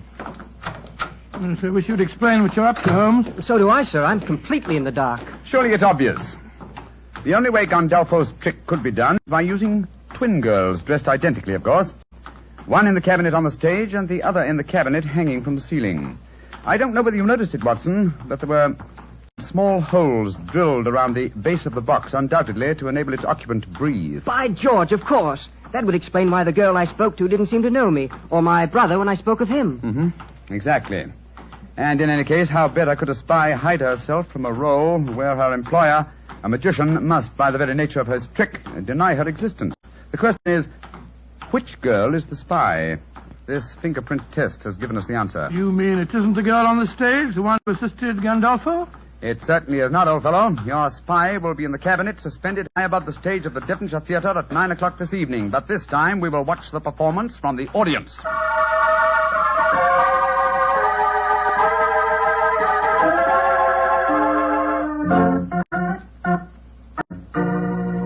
Now, watch me closely, ladies and gentlemen. There is no deception. 1, 2, 3. And now, if you two gentlemen will kindly help me, we will untie the ropes and lower the ceiling cabinet to the stage. Holmes, we mustn't let her get away. Don't worry, old chap. But keep your eyes skinned. You may have a surprise for us. And I will now ask one of you two gentlemen to unbolt the cabinet. I thank you, sir. And now, if this gentleman will take the key and unlock the padlock, I thank you, sir. And now, if you will both raise the lid of the cabinet, I thank you. And here, ladies and gentlemen, is Miss Florine Lesueur. Miss Lesueur, step out, please. Miss Lesueur, bring down the curtain. There's been an accident. Come on, Watson. Let's get up on the stage. Right, you are, Holmes.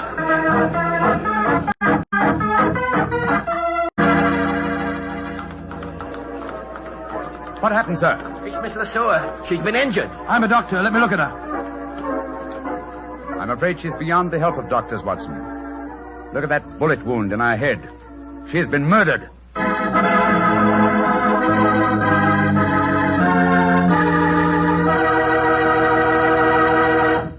We'll hear the rest of Dr. Watson's story in just a few seconds, so I'm just going to make a very quick suggestion. If you like good food, who doesn't, you'll find that good food always tastes better when accompanied by a good glass of Petri wine. And Petri makes wonderful mealtime wines. If you like a red wine, you know, to go with any meat or meat dish, you'll really like Petri California Burgundy. And if you prefer a white wine to go with chicken or fish, you couldn't ask for a better one than Petri California Sauterne. Remember those two wines, huh? Petri Burgundy and Petri Sauterne. They're Petri wines, so you know they're good.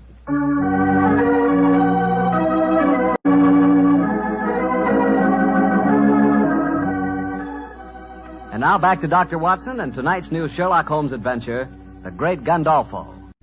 What happened next, Doctor?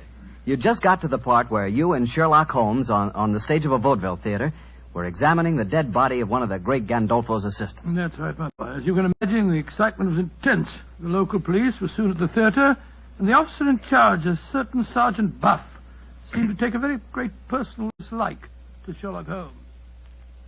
So, the great Sherlock Holmes comes out of retirement to teach our police force how to handle a case. Sergeant Buff, you're being ridiculous. I'm not trying to teach the police anything.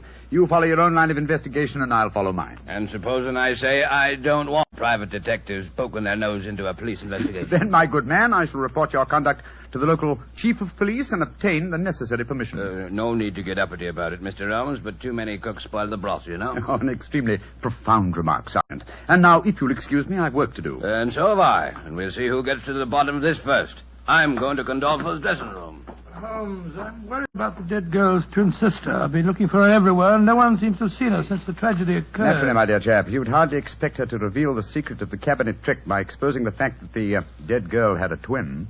But I never thought of that. But we saw her there on the stage when the trick started.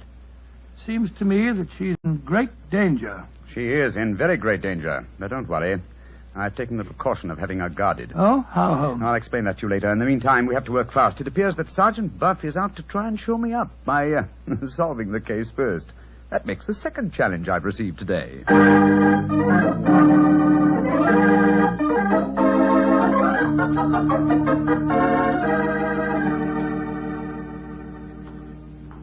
Well, Mr. Holmes, and how are you getting along? Splendidly, thanks. And you?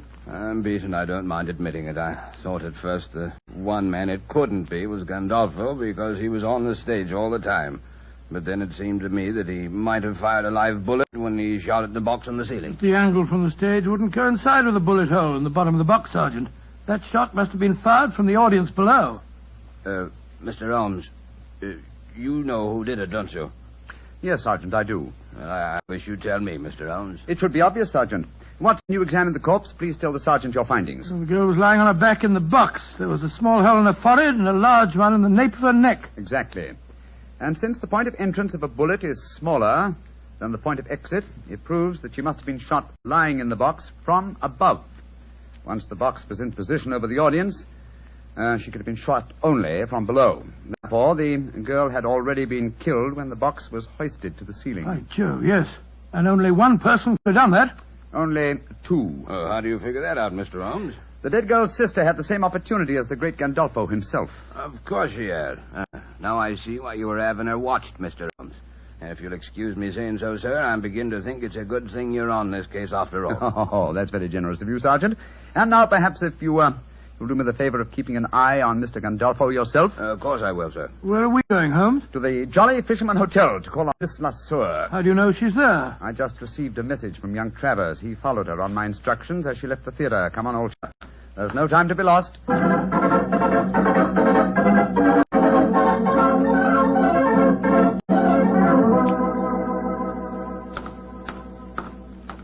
Ah, there you are, Travers. Miss Lasseur is still here, I trust. Yes, Mr. Holmes. She's up in her room. I wonder if you'd mind asking her to come down and see me. I'm sure that we can talk privately in the lounge over there. Right you are, Mr. Holmes. I'll go and get her.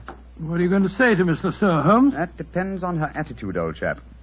Come on, let's go into the lounge, shall we? Oh, it's a lucky thing that you had her followed.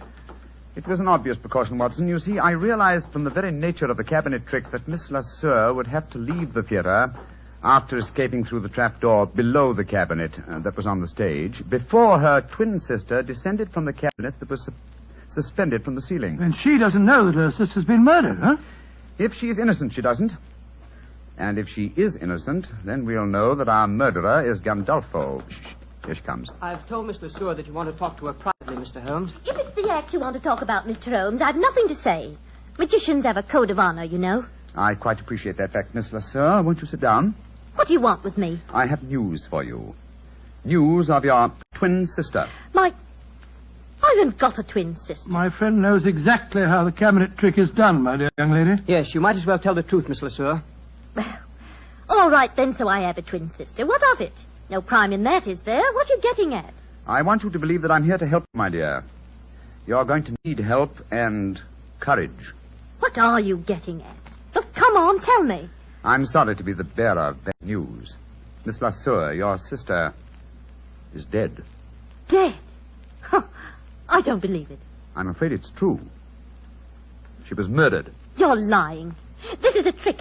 You're trying to make me give myself away. I'm trying to get at the truth. Your sister was found shot through the head when the cabinet was lowered to the stage tonight.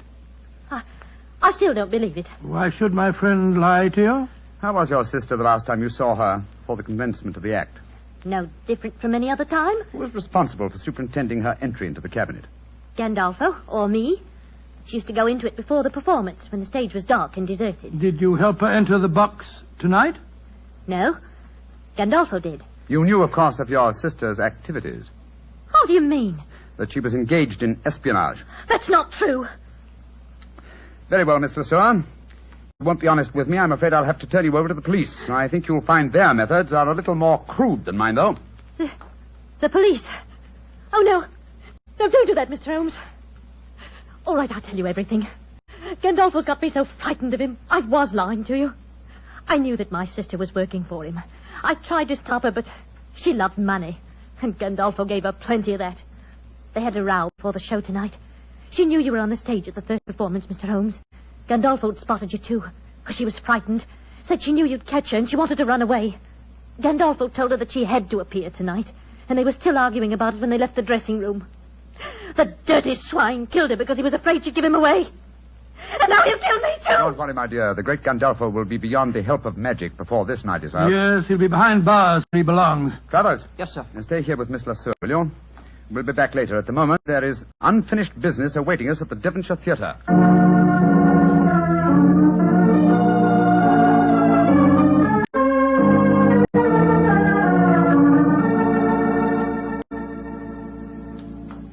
Well, Mr. Holmes, I can't tell you how grateful I am. Gandolfo's safely in prison, thanks to you, and now you tells me you don't want no credit in the case. Oh, my dear Sergeant. I'm really a bee farmer, you know.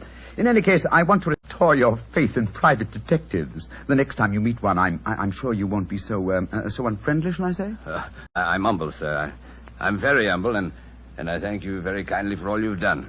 Oh, and by the way, Mr. Holmes, this telegram arrived for you at the theater while you were away, and here you are, sir. Oh, thank you, Sergeant Buck. No, sir, it's me that should be thanking you, sir. Who on earth knew that you were at the theater tonight? I will soon find out. Well, what does it say, Holmes? It's from my brother, Mycroft. Mycroft? What's he got to say? Oh, really, it's quite humiliating. After all, he said he wouldn't have to, and he never did leave his armchair in London. Listen to this. Have just checked on Gandolfo's repertoire of magic tricks. You will find spy in box suspended from ceiling of theater. Elementary, eh, my dear Sherlock? Why, Joe Holmes, he really is amazing, isn't he? He is also a prophet, old chap. Prophet? How do you mean? Well, he indicates the handwriting on the wall. I'm past my prime. I'm too old for alert detection. It's back to me bee farm, old fellow. It's back to me bees.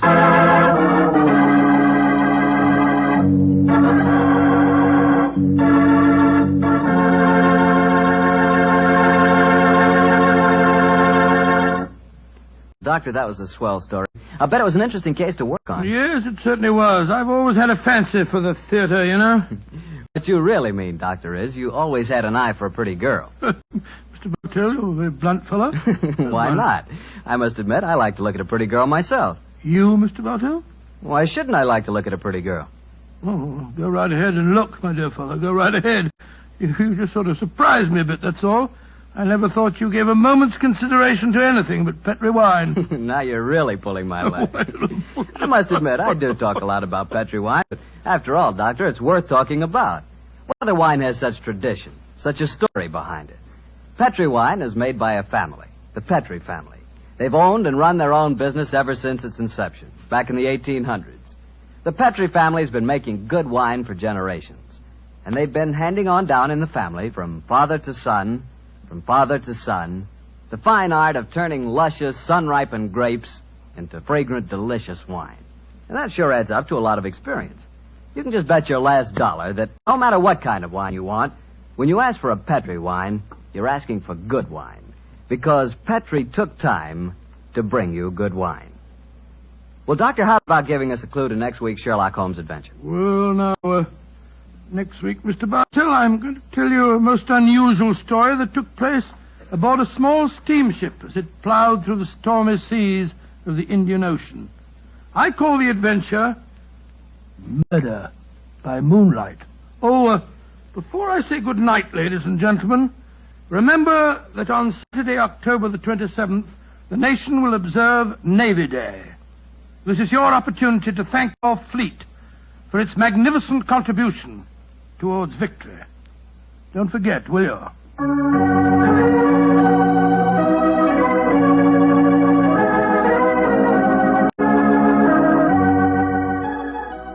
Tonight's Sherlock Holmes adventure is written by Dennis Green and Anthony Boucher and was suggested by an incident in the Sir Arthur Conan Doyle story, The Second Stain. Mr. Rathbone appears through the courtesy of Metro-Goldwyn-Mayer and Mr. Bruce through the courtesy of Universal Pictures, where they are now starring in the Sherlock Holmes series.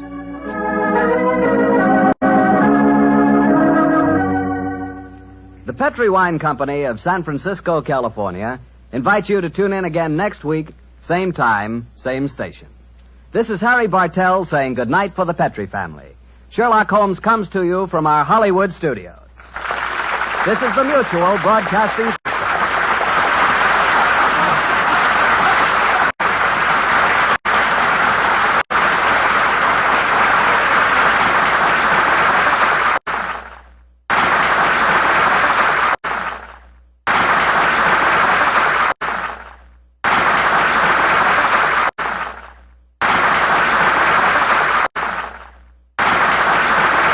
This episode from the life of Sherlock Holmes will be transmitted to our men and women overseas by shortwave and through the worldwide facilities of the Armed Forces Radio Service. Petri Wine brings you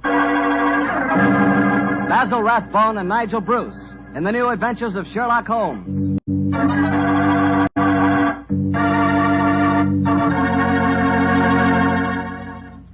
The Petri family, the family that took time to bring you good wine, invite you to listen to Dr. Watson tell us another exciting adventure he shared with his old friend, that master detective, Sherlock Holmes. So let's settle back comfortably and listen. And while you're getting settled, I'd like to know if you like seafood. And by seafood, I mean everything from broiled lobster to fried halibut. Because if you like seafood, any seafood, you'll love it together with Petri California Sauterne. Fish and Petri Sauterne were made for each other. No kidding. Boy, I'll never in my life forget a broiled brook trout on the plate in front of me and a glass of well-chilled Petri Sauterne right next to it. That fish and that Sauterne. Petri Sauterne has a pale golden color that's really good to look at. And as for taste, well, that Petri flavor is really something. Take my word for it and try it, won't you? Oh, and I'll tell you something else.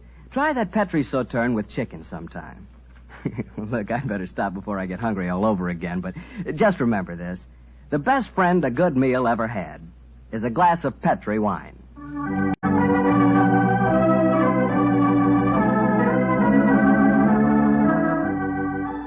And now let's keep our appointment with the good Dr. Watson. Good evening, Doctor. Good evening, Mr. Bartell. Come over here and join me by the fire. I didn't think it was cold enough for a fire tonight, Doctor. Oh, I suppose it isn't really, but there was one late, so I just couldn't resist putting a match to it. Fire's a good accompaniment to storytelling anyway. Yes, my boy, a fire and a glass of port. Care to join me in one? Thanks, Doctor. So, you're going to tell us a sea story tonight? Yes, Mr. Bartell. The whole adventure took place aboard a small steamer as it plowed through the stormy seas of the Indian Ocean. Here's your glass, my boy. Thanks. And what were you and the great Sherlock Holmes doing on the Indian Ocean, may I ask? We're on our way to Calcutta to solve the case of the Vanishing Elephant of Parbutipur. Oh, yes, the story you told us a few weeks ago. That's quite right, my boy. It's in the summer of 1894 that we left Liverpool aboard the steamship Lucifer. It wasn't a large ship, and as both the Mediterranean and the Red Sea proved somewhat, shall we say, unfriendly, I may tell you the first part of the voyage was quite unpleasant. In fact, until we left Aden, I'd spent most of the time in my cabin. I'm not much of a sailor, you know.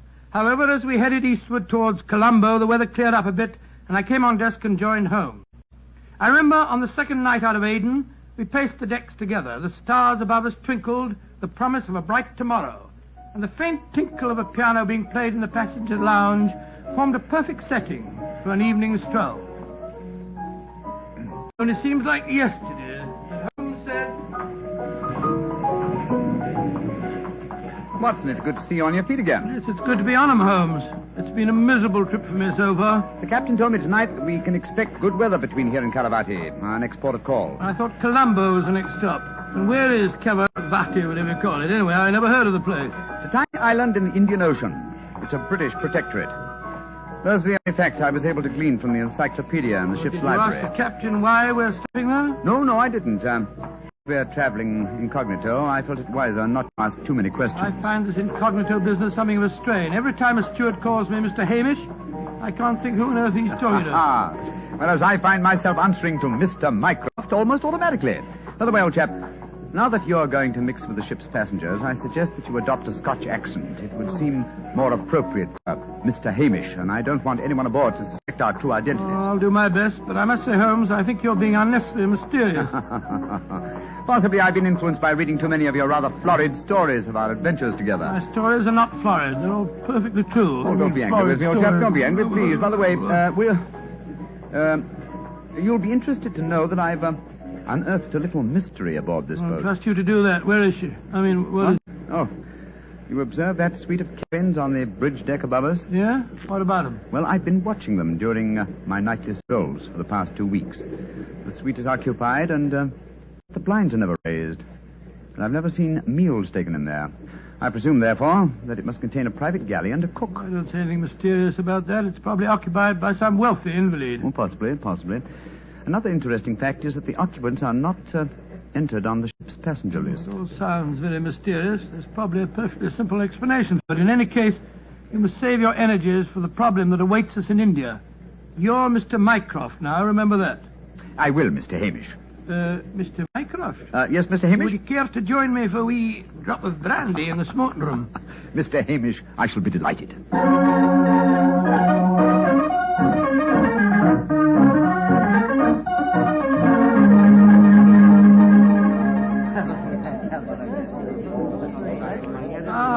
This is excellent brandy. Excellent. Watson, you notice that rather garrulous gentleman over there in the corner? You mean the one at the table with the oriental-looking fella? Yes, the talkative man is the ship's doctor, but I haven't seen the other gentleman before on this voyage. I wonder if he's an occupant of the mysterious suite on the bridge deck. Let's go over and talk to him, shall we? And remember the accent, Mr. Hamish. And so, Verda, when we landed at Colombo, I decided to take Mrs. Abbott for a moonlight rickshaw drive through the cinnamon gardens.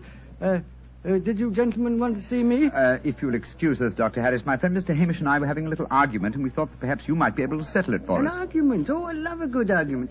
Sit down, gentlemen. This is Mr. Verda. How do you do, gentlemen? Good evening, sir. My name is Hamish, and this is my friend, Mr. Mycroft. I'm so happy to meet you, gentlemen. Now, how do you know, Mr. Verda? Now, gentlemen, tell me what you're arguing about. Well, I Doctor, love a good argument. You see, it wasn't exactly an argument. My friend Mr. Hamish insists that the Suez Canal was built by a Dutchman in 1870. I'm convinced that it was built by Lesseps, a Frenchman, in 1869. We thought you'd know. You flatter me. I'm only a ship's doctor, not an historian. Ask Verdi. He probably knows. Can you settle the question for us, sir? I can, Mr. Mycroft. You are almost correct. The canal was opened in 1869. Though its construction began 10 years previously. De Lesseps, a French engineer, was in charge of the operation. There is a statue of him in Port Said Harbor, built to commemorate his skill and enterprise. Oh, much obliged to you, Mr. Vera. Hamish, I think that I win my bet. Aye, Mycroft, I'm afraid you do, if you're sure of your facts, Mr. Werner. I'm sufficiently sure of them, Mr. Hamish, to venture a small wager myself. No. I think I'll not make any more bets on the subject, thank you. Well, gentlemen, if you will excuse me, I shall return to my cabin now. Oh, don't go. No, don't go, sir. You'll make us feel as if we'd driven you away. Oh, not at all, Mr. Hamish. I enjoyed meeting you both, but I have some letters to write. Good evening, gentlemen. He's a charming person. Charming and extremely knowledgeable. Bit of a bore, if you ask me. You two fellas enjoyed your trip? I'm just beginning to. It takes a little time to get my sea legs, you know. Dr. Harris, how long have you been on this ship? 4 years. This is my 23rd trip east on the Lucifer. Why?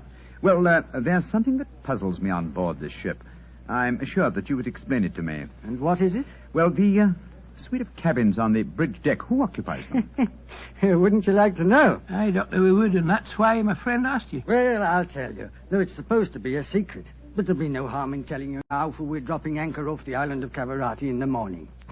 In that suite of rooms is the Rani of Cavarati herself. She has her own staff of servants and everything. What do you think of that? Oh, how very interesting. And is the Oriental gentleman who left the table when we arrived part of our entourage? He is, sir. He's the sort of Prime Minister of Cavarati. This whole trip of theirs is very hush-hush. Rani returning to her country. Afraid someone might make an attack on her life. Have to keep it all hush-hush. Cavarati is an island that's had a lot of trouble. You seem to be remarkably well informed about the place, sir. Yeah, I should be. I used to practice there in my younger days. Really, how very interesting. Yes, I could tell you strange tales about the island. I remember... Oh, hello. See that fella coming into the lounge? You mean the big man with the grey hair? Yes. That's Sir Christopher Wyatt. Owns all the tea plantations on Cavarati. He's a dull fella, but I'll call him over. Wyatt, come over and join us.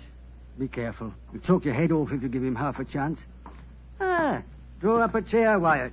We were just talking about Cavarati. It seems to me that would be a good subject to keep away from. At least till after tomorrow, Harris. What do you mean? You know perfectly well what I mean. I should have thought that after your own experience on Cavarati, you'd have learned a little discretion. You're talking like a schoolmaster, Wyatt. Why don't you just sit down, have a drink, and be friendly? Thank you. I prefer my own company. Pompous ass. You and Sir Christopher don't seem on the best of terms, Doctor. I know too much about him. He's afraid of me. That's what he is. Look at this girl coming into the room. Great Scott, she's good looking. Judging by our oriental costume, she must be a member of the Rani's retinue. She's coming to our table.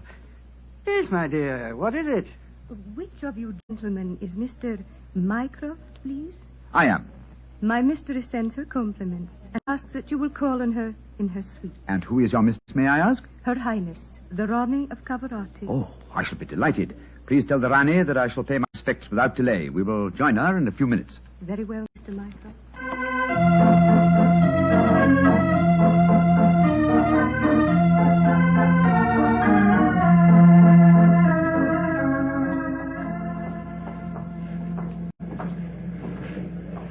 You know, Holmes, this is pretty exciting. The girl that just brought us the message was a stunning creature.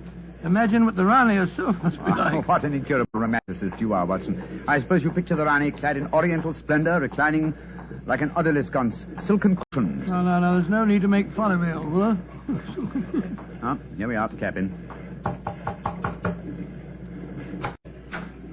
Ah, it is you, gentlemen. Follow me, please.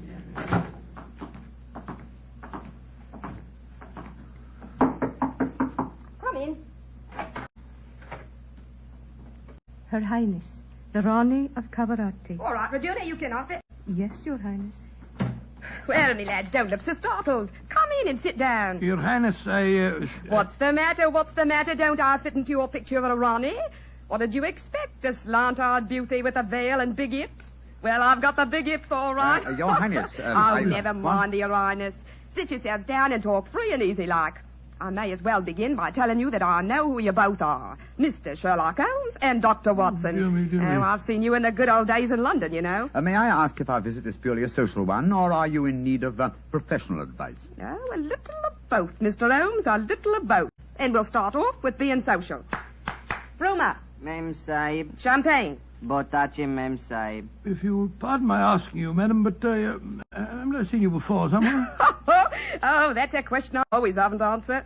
Yes, you probably have, Dr. Watson.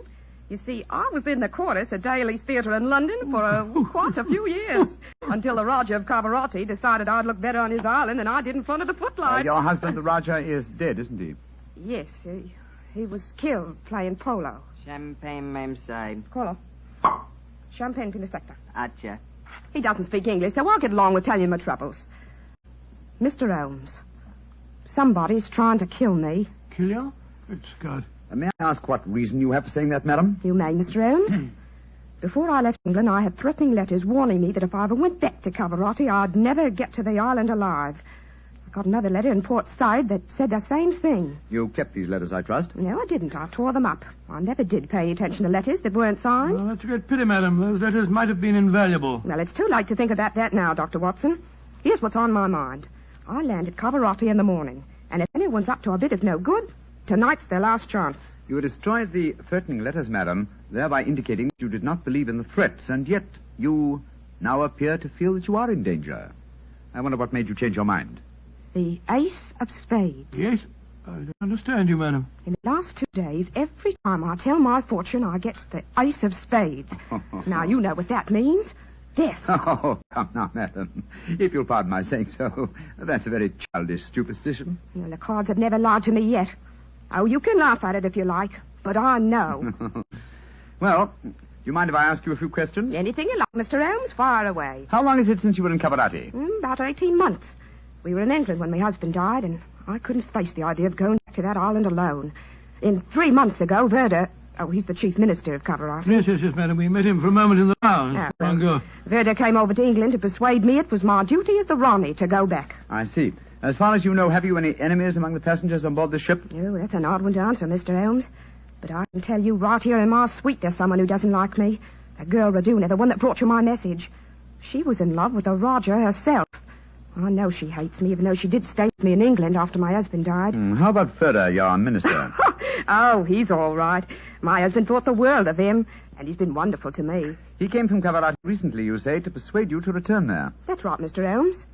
Well, Rumour seems to be all right after drinking that champagne, so it'll be safe for us to have some now. Champagne omlogido? Botace memside. Oh, I've been burning with curiosity to know why you gave him a glass of champagne a few minutes ago, and yet we didn't have any. Well, surely that's obvious, Watson.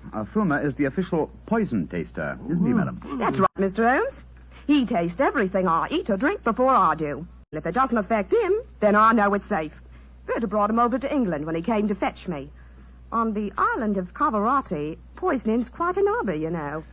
There were 2 people in the smoking room tonight who seemed to know quite a lot about your island. The ship's doctor, a rather garrulous gentleman by the name of Harris, and Sir Christopher Wyatt, who owns tea plantations on the island. Do you know either of them, madam? I should say I do, both of them. Dr. Harris isn't any good. He was on the island for a bit, but got into some kind of trouble, and my husband had him thrown out. And how about Sir Christopher Wyatt? Oh, Chris is all right. I saw quite a bit of him in London after my husband's death. As a matter of fact, well, if I weren't going back to Cavarati, I don't think he'd be on the boat at all. He hasn't been there for over 5 years, ever since he had a row with my husband over the wages he paid the native labor. It seemed to me that several people aboard this boat have a personal interest in the island of Cavarati. Interests that might be influenced by your death. Yes, just what I was going to say, madam. I think we should keep an eye on you. Oh, that's just what I was hoping you'd say, Doctor. You see, I'm giving a bit of a supper party tonight. All the people we've been talking about have been invited. And I thought if you two were to be here, perhaps you'd be on the lookout for any funny business. How about it? Well, of course we'll come, won't we, Holmes? I think it might be a good idea, though I would suggest that we retain our incognitos as Mr. Hamish and Mr. Mycroft. Whatever you say, Mr. Holmes. And now, let's have that champagne.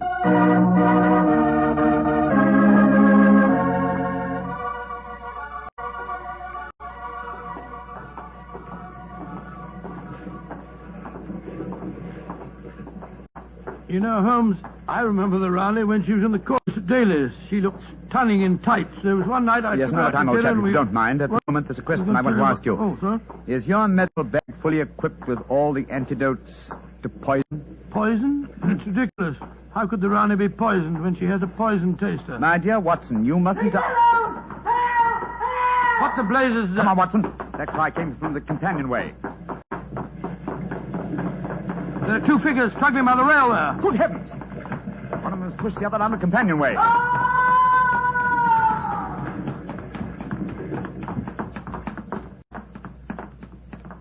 Good Lord.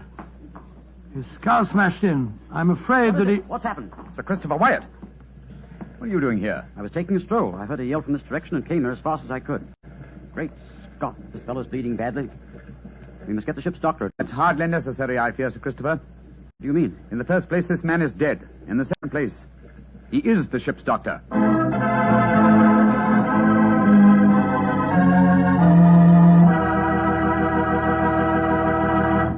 We'll hear the rest of Dr. Watson's story in just a second, so I'm just going to ask you to do one thing for me. Well, I should say for yourself.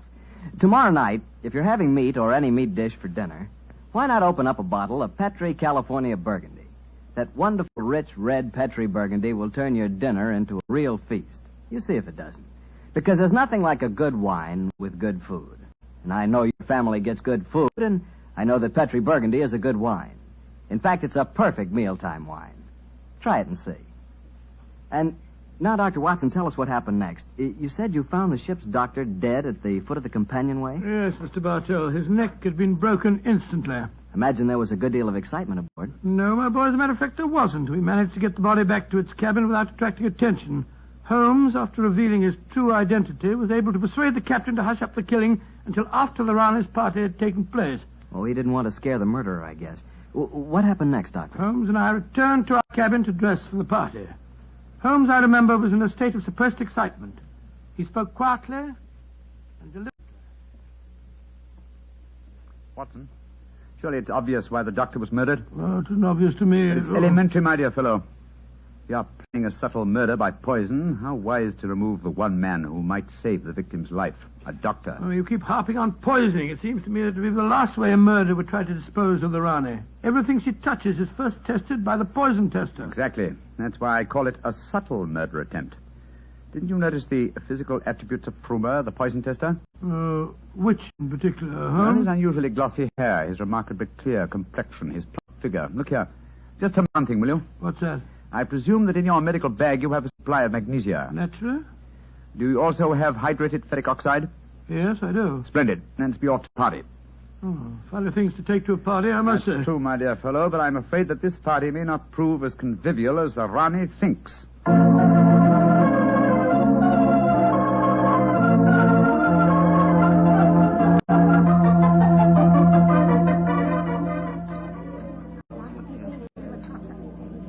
Holmes, it's nearly 1 in the morning.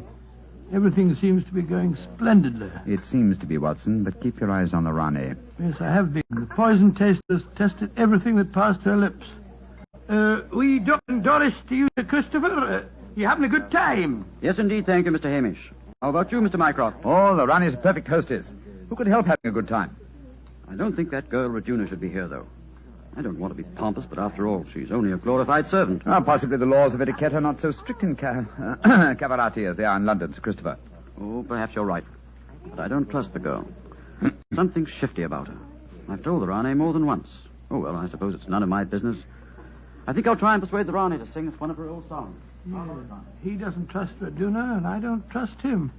I don't think it was an accident that we found him near the body of Dr. Harris. Shh. Here comes Vera. I trust you gentlemen are enjoying yourselves. Very much, Mr. Vera, thank you. I imagine you must be excited at the prospect of returning to Caravati.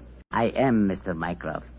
Though I only left it 3 months ago, it has seemed more like 3 years. Do you ken what time we'll arrive there? I am told that we shall be there in 5 hours, Mr. Hamish. Oh, look. The Rani's at the piano. She must be going to give us a tune. Yes. Let's move a little closer, shall we? Chris here has asked me to sing something. Well, my voice isn't what it used to be, and don't I know it. But me spirit's the same, and that's enough to put a number over.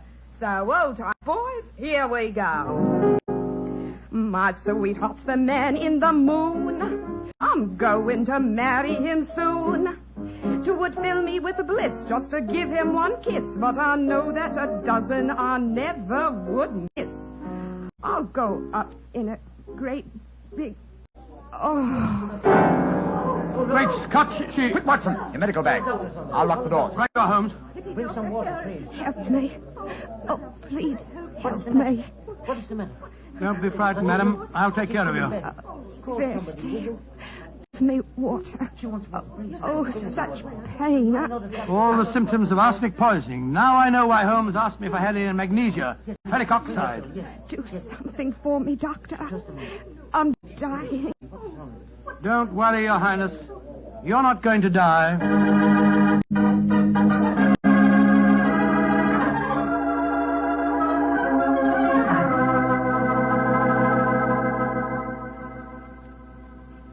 She's going to live, Holmes. Ah, gracious me, I'm tired. It's touch and go there for a while, though. Well done, Watson, old chap. Well done. Now that she's out of danger, why can't we all go back to our cabins? It's nearly dawn, and we've been locked in here since 1 o'clock. We've no right to do this, you know. Possibly not, Sir Christopher, but there's a murderer in this cabin, and I don't intend to let him escape. Mr. Holmes, what happened?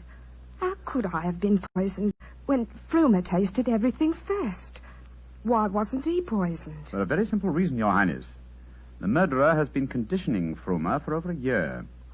What do you mean? He's been feeding him gradually increasing doses of arsenic until he has finally become immune to the poison. Great Scott, I never thought of that. Frumer's glossy hair, his complexion, and stout figure are all typical of a person who consumes arsenic regularly. But who could have done it? Only one person had the opportunity. Well, tell us who that person is. No, not you, Sir Christopher, not you. For you haven't been on the island for years, whereas Frumer returned from Caravati but 3 months ago. Raduna has also been in London with her mistress for the past 18 months, remember? The answer is obvious. You did it, Verda. You brought the taster over when you came to fetch me. You'd prepared him for the year beforehand. Of course I did. No white Rana will ever rule over Cavarati. And you murdered Dr. Harris. Equally true. Mr. Holmes, give me the key to the door, please. Oh, no. What? Do not come near me. Please throw it on the floor. Do not hesitate. You see this revolver? I should have no compunction in using it, I assure you. How do you expect to escape, Vera? The key, please. Thank you. You'll never get away with this, Verda, you devil. But I shall. We are now in the harbor of Cavarati. I shall swim ashore and arrange your welcome, my dear Rane. Turn your backs, please. Turn them. Thank you. Goodbye. He's gone. Come on, Watson. After him. You have your revolver, Watson? Yes, but I didn't get a chance to draw it. He had me covered. Well, draw it now, old fellow. Aim for a leg or an arm and don't hesitate to shoot. There he is, up with the lifeboat. He's climbing up on the rail. Where is he? Where did he go? Out there on the rail above us, madam. He's going to dive. Give me that revolver, Dr. Watson, quick. That's it. Come down off there, Verda. Fools! Meddlers! Keep out of my affairs! There he goes. He's dived. Madam, you shot to kill. Of course I did, Mr. Holmes. Remember that we're now in Cavarati waters, and that though I may not look like it at the moment, I am still the Ronnie of Cavarati.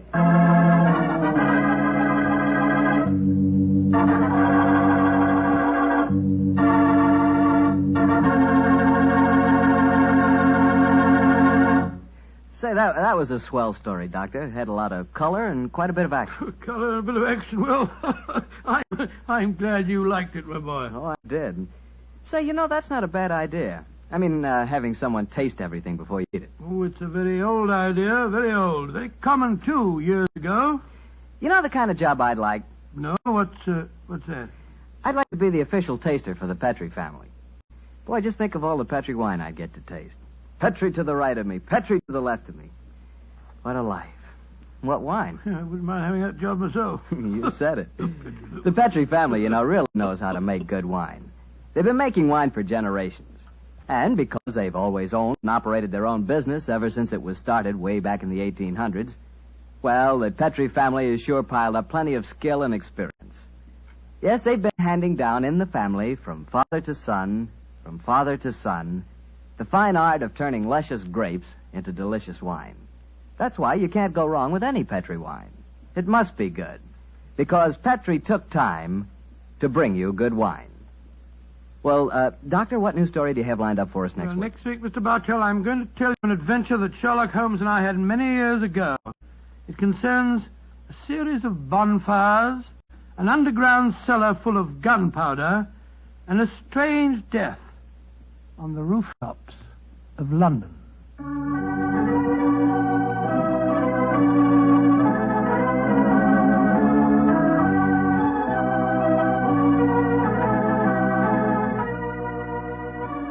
Tonight's Sherlock Holmes adventure is written by Dennis Green and Anthony Boucher and was suggested by an incident in the Sir Arthur Conan Doyle story, The Adventure of the Mazarin Stone. Mr. Rathbone appears through the courtesy of Metro-Goldwyn-Mayer, and Mr. Bruce through the courtesy of Universal Pictures, where they are now starring in the Sherlock Holmes series.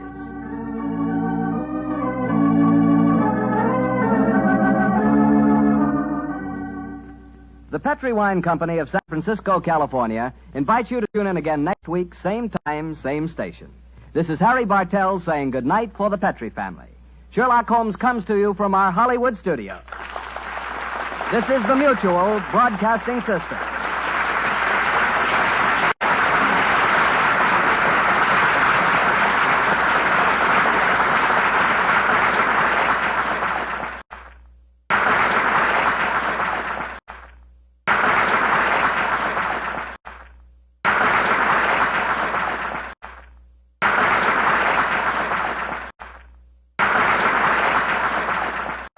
This episode from the life of Sherlock Holmes will be transmitted to our men and women overseas by shortwave through the worldwide facilities of the Armed Forces Radio Service.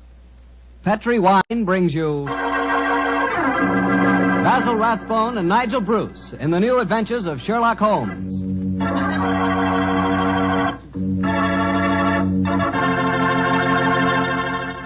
The Petri family, the family that took time to bring you good wine, invites you to listen to Dr. Watson tell us another exciting adventure he shared with his good friend, that master detective, Sherlock Holmes.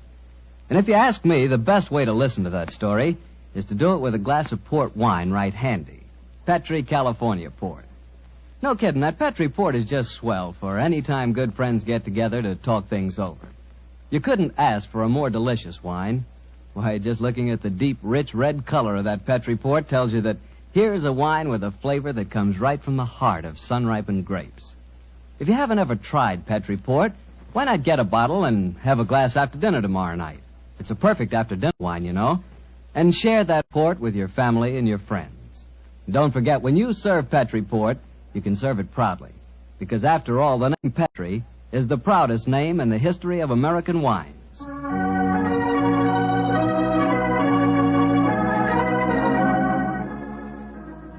And now let's keep our weekly appointment. Good evening, Dr. Watson. Good evening, Mr. Bartell. Draw up a chair. Thank you. That's it. By the way, do you know what date it is? November 5th, isn't it? That's right. In England, it's known as Guy Fawkes Day. Have you ever heard of it? It's something to do with a gunpowder plot, isn't it? Yes, Mr. Bartell, it is. And as Sherlock Holmes and I had a very unusual adventure on the 5th of November many years ago, it seems appropriate that I should tell you about it tonight. Before I begin, I think it might help you to appreciate the true flavor of the story if I tell you a little about the origin and the customs of Guy Fawkes Day. Swell idea, Dr. Watson. Well, my boy, on November the 5th, 1605, exactly 340 years ago today, King James I was about to attend the opening of Parliament when a plot was discovered to blow up the House of Lords during the ceremony. And the chief conspirator was Guy Fawkes, I suppose? Yes, he was. He was captured in a vault immediately below the House of Lords, a vault full of barrels of gunpowder. Of course, he and his fellow conspirators were executed. And ever since then, November the 5th has been known as Guy Fawkes Day. Well, how's it celebrated, Doctor? Well, it's a great time for the youngsters, Mr. Bartell. They black their faces, throng the streets, begging for pennies, and build bonfires in which to burn effigies of Guy Fawkes. These effigies are life-size dummies, stuffed with straw and dressed in old clothes. The children parade them in the streets chanting rhymes. Well, now, let me see. Pleased to remember the 5th of November. Guy Fawkes Guy, hit him in the eye. The kids must have quite a time. Sort of like Halloween, huh, Doctor? Yes, not unlike it, my boy. Well, now that I've told you something about the customs of Guy Fawkes Day, I'll get on with my story. It began just before lunch, I remember, on November the 5th, 1899. The day was foggy and cold, and Holmes and I were seated each side of a blazing fire in our Baker Street rooms. From outside, we could hear the sound of voices laughing and singing. Suddenly, Holmes rose and crossed to the window, opened it, and looked out.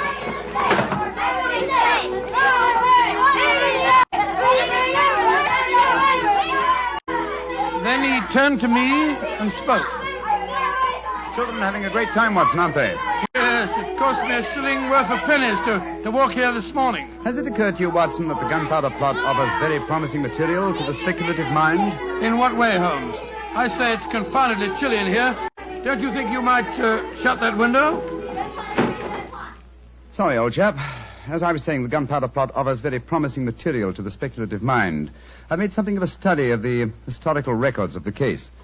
There is more than a little evidence to suggest that King James was never in any real danger. Never in any danger? Well, what makes you say that? Knowledge of the proposed dastardly scheme came to light early. But James Stuart, King of England, the possessor of a shrewd and diabolical mind, used the spectacular discovery of the plot to try and bolster his waning popularity, as well as to justify increased religious persecutions. Well, that's the first I've heard of it, Holmes. I dare say, old fellow, but it's true just the same. I'm afraid James Stuart, King of England, was an unscrupulous tyrant. Come in. Oh, yes, Mrs. Hudson? There is a gentleman to see you, Mr. Holmes. He said it was very important, and he asked me to give you his card. Oh, thank you, Mrs. Hudson. Oh, ask him to come up, please, will you? Aye, sir. Who is it, Holmes? A gentleman with a remarkably fine sense of timing. Read his card for yourself. Let's have a look. Mr. James Stewart. Great Scott, that's an extraordinary coincidence that he should arrive just as we're talking about James Stewart, King of England. Come in. Mr. James Stewart. How do you do, Mr. Stewart? My name is Sherlock Holmes, and this is my colleague, Dr. Watson. How do you do, sir? How do you do? Mr. Holmes, you've got to help me. I'm walking about in mortal fear of my life. You've got to help me. Mr. Stewart, I suggest that you sit down. I'll do anything in my power to help you, but you must compose yourself first and tell me quietly what it is that's frightening you. How can I compose myself when I may be dead within a few hours? No, Mr. Stewart. I'm a doctor. I really think if I were to give you a sedative that you'd find... How can you talk of sedatives when I... My heart. Doctor. My heart. All right. Now, here, let me help you into this sofa. There you are now. Imagine That's that brandy it. would be in order, Watson. Yes, Holmes, and I'll give him some digitalis. A fellow with a bad heart like this shouldn't allow himself to get so excited. Here you are, Mr. Stewart. Drink this. That's it. And now this, Mr. Stewart. What is it? It's digitalis. Very well. Yeah, now. Feel better, sir? Yes, Mr. Holmes. Yes, I do. You're right. I shouldn't get so excited. My heart can't stand it, you know. Watson, is he well enough to talk, do you think? Yes, if he doesn't excite himself again. I'll be careful, Doctor. I'll take it quietly. Mr. Holmes, when you saw my card just now, did it strike any responsive chord? Naturally, sir. Who could fail to be intrigued when a James Stewart calls to see one on Guy Fawkes Day? It isn't just coincidence that my name is James Stewart. I've got royal blood in my veins. People know of it. And that's another reason they're out to kill me. They're jealous of my heritage. Every instinct I have is a royal one. Now, you gentlemen know that falconry is a king's sport. And my greatest hobby is the breeding and the training of falcons. Stewart, please, Mr. Stewart. Owing to the state of your health, I suggest that you be as economical as possible in your explanation. In fact, I think it might be better if I were to question you. Very well, Mr. Holmes. Now, you say that your life is in danger. What evidence do you have to substantiate that claim? My cousin, Guy Falconby, has threatened it. You see, Mr. Holmes, he and I are the only heirs to a wealthy uncle. His fortune will go to the surviving heir. If I were dead, Guy would inherit everything. Seems to me, Mr. Stewart, that you should have applied to Scotland Yard for protection. I did, Dr. Watson. Only a few days ago I saw a certain Inspector Lestrade, I think his name was, and he laughed at my fears. Oh, Lestrade. And he laughed, did he? Well, then in that case, there may be something in your story, sir. You say that your cousin has threatened to kill you. Has he indicated the method he intends to employ? He has. And it's a devilish plot. Guy has a bitter, twisted sense of humor, gentlemen, even when he's planning as dastardly a thing as a murder. I am James Stewart. He is Guy Falconby, which is near enough to Guy Fawkes. Today is the 5th of November, and he's planning to blow me up. Oh, come, sir. You can't expect us to believe that. But it's true. He warned me. And the celebrations that are going on in the streets of London today would make a rare cloak for his activities. I must confess, Mr. Stewart, that I find your story most unconvincing. All your evidence appears to depend on conversations held between you and this cousin of yours. You have no facts, sir, to substantiate your claims. But I have. Then please let us hear them. I live at 23 Cavendish Square. A week ago, the house next door to me was let to a new tenant. Almost immediately, workmen became very active there. They were digging in the cellars, Mr. Holmes. I could hear the sounds of picks and shovels through the walls. Digging in the cellars? That does sound significant, doesn't it, Holmes? Extremely. Did you observe any other activities of the workmen, Mr. Stewart? Mr. Holmes, vans have been delivering large packing cases to the basement during the last 2 days. Mm-hmm. I know what's in them, too. It's gunpowder. I tell you, they're planning to blow me up today. No. Steady. You mustn't excite yourself again. What shall I do, Mr. Holmes? I think, sir, it would be better for you to rest here for a while and then go to a nearby hotel. I would suggest the Shaftesbury. And wait there until you hear from us. And where are you gentlemen going? Watson and I, after donning suitable disguises, will visit the house adjoining yours in Cavendish Square. I think an examination of the cellar there might prove most illuminating.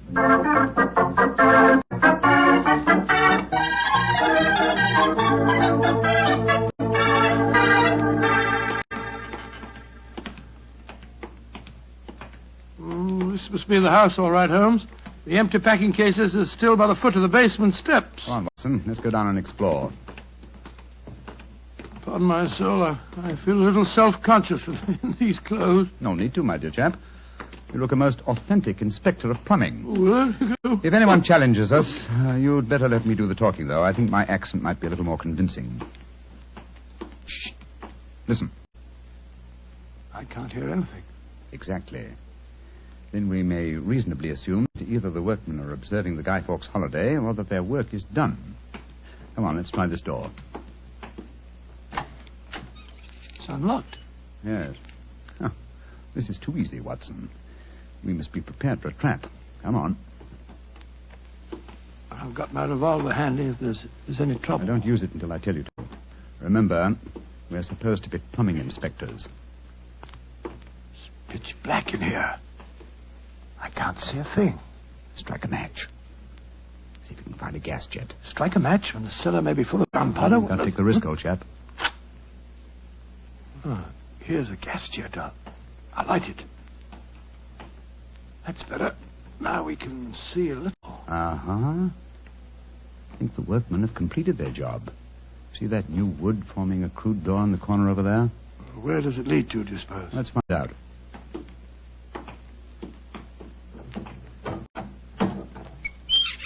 Oh, also unlocked. And here's a miner's lantern, waiting conveniently for us on this ledge. Oh, this is ridiculously easy. Now I'm sure it's a trap. I like the lantern. Great Scott, it's a tunnel. Yes, it's a tunnel leading into Mr. Stewart's house next door. Let's explore it.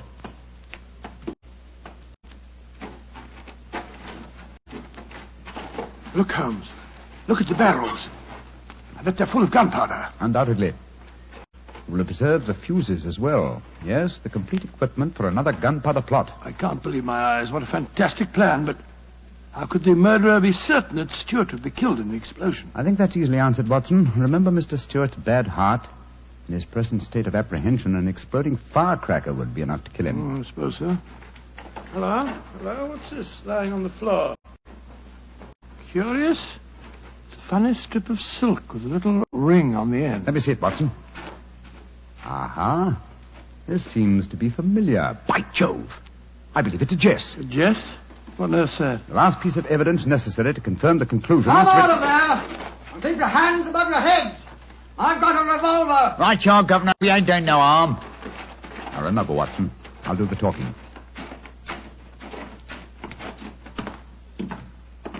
Come on! Out you come! Well, well. You're a comical-looking pair. What are you doing in there? Me and my mate got a message to come over here and see to the plumbing, mister. Plumbers, eh? Do you have any identification? Yes, sir. Here's my badge. We're inspectors for the London County Council. Oh, that's all right, my man. I saw the basement door open, and I thought burglars might be here. You're the owner of this house, sir? Yes, but my agent let it recently to some tenants who've been behaving rather queerly, I'm told. So I came round here to see what was happening. If you're the owner, sir, perhaps you can give me some facts for me records. I film me records, you know. What do you want to know? Well, your name, please, sir. Falconby. Guy Falconby. Look here. Alfie, hold your nose. What did he say? Nothing, sir, nothing. He's got bad hiccups. I've had him for months now. Can't stop him. Alfie, here, give me a pencil, will you? Thank you, Al. Now, sir, your name is Guy Falconby. What's the name of the tenant this house is let to? There are three of them. Oh, do you know their names, sir? Got to have them for me records, you see. Yes, the names are Winter, Rokewood, and Keynes.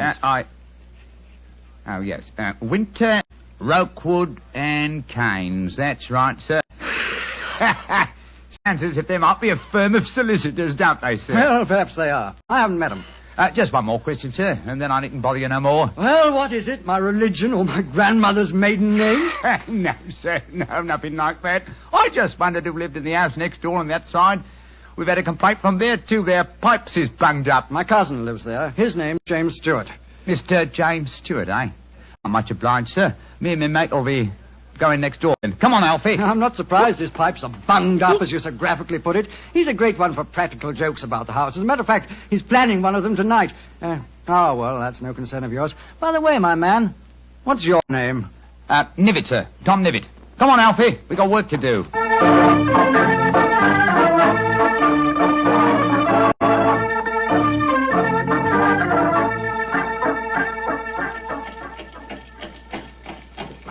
I wish you'd tell me what's going on. Why have we taken this cab back to Baker Street? Get out of these clothes. They've served their purpose. Now there's more serious work afoot. Well, I'm still confused about our interview with Guy Falconby. Why did you say your name was Tom Nibbett? More touch of vanity, old fellow. Vanity? How do you mean? Well, consider the names in this case so far, Watson. James Stewart says that he's been threatened by Guy Falconby. A name, as Mr. Stewart points out, not unlike Guy Fawkes. Do you recall the names of the three tenants that Mr. Falconby gave us a few minutes ago? Yes. Winter, Rookwood, and Keynes. But what's that got to do with it? A great deal, my dear fellow.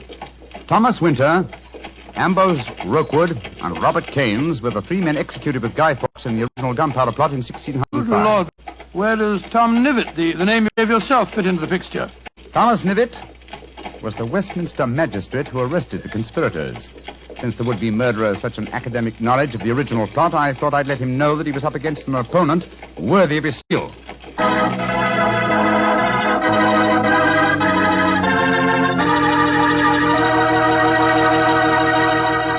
We'll hear the rest of Dr. Watson's story in just a few seconds. Just about time for me to remind you that if you want a wine that's sure to please the ladies, you can't mix with Petri California Muscatel. That's because Petri Muscatel is a golden wine with one of the most luscious flavors you ever tasted. Did you ever taste a big, plump Muscat grape that's ripened in the sun? If you have, then you know what to expect when you taste Petri Muscatel. It's a wonderful wine. Perfect after dinner and swell when company comes. Just remember that, won't you? Petri Muscatel.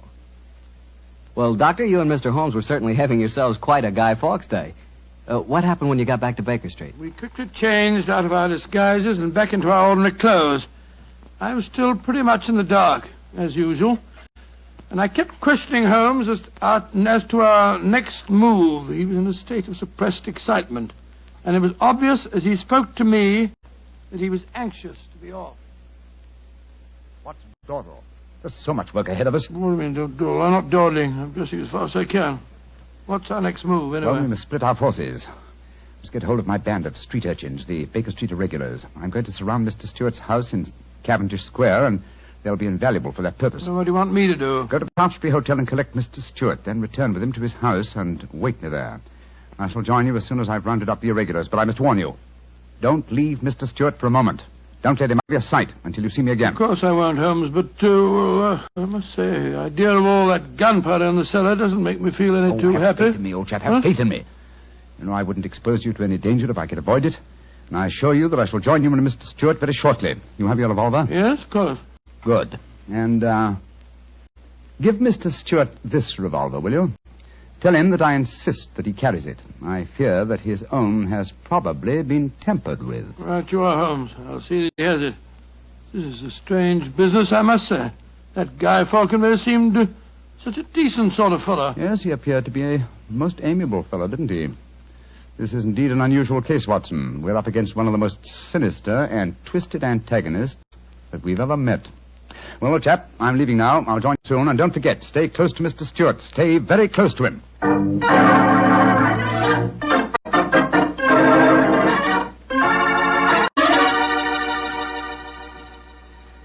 Dr. Watson, I wish your friend were here. No, don't get so excited, Mr. Stewart. He'll be here any moment now. You've still got the revolver that I gave you? Yes, it's in my pocket. But what's the good of a revolver if there should be an explosion? Answer me that if you can. No, you must have faith in Mr. Holmes, sir. He's arranging now to have this house of yours surrounded by his band of street urchins. They'll see that no one gets to the cellar next door to light the fuses. A bunch of children. How can they do anything? You don't know the Baker Street irregulars, Mr. Stewart. And it's a perfect day for them to operate. As black-faced boys begging for pennies, they'd pass unnoticed anywhere. I hope you're right. But I have a premonition, Doctor. There's going to be a tragedy. I know it. Now, take it easy, sir. Remember your heart. You're in splendid hands when Sherlock Holmes is on the case. Here he is now. Holmes, I say, I'm glad to see you. You received your visitor yet? Visitor? We've seen no one. Then be on the alert. I've just been questioning the boys surrounding this house. A few moments ago, some children pulled a small cart up to the back door. A cart containing a life-size dummy. My irregulars thought that it was an effigy on its way to a bonfire. Why shouldn't it be, Holmes? I have reason to believe that it's someone visiting you in disguise, Mr. Stewart. A visitor who is mounting the back stairs at this very moment. You've got to stand by me, Holmes. You've got to protect me. Don't worry, sir. Come in. Look at that apparition. Great Scott, Guy Fawkes' dummy. A dark lantern in his hand, and it's walking. And also talking, I trust. Keep away from me. I got a revolver. For sake, for Victoria's sake. If you won't give me one, I'll take two.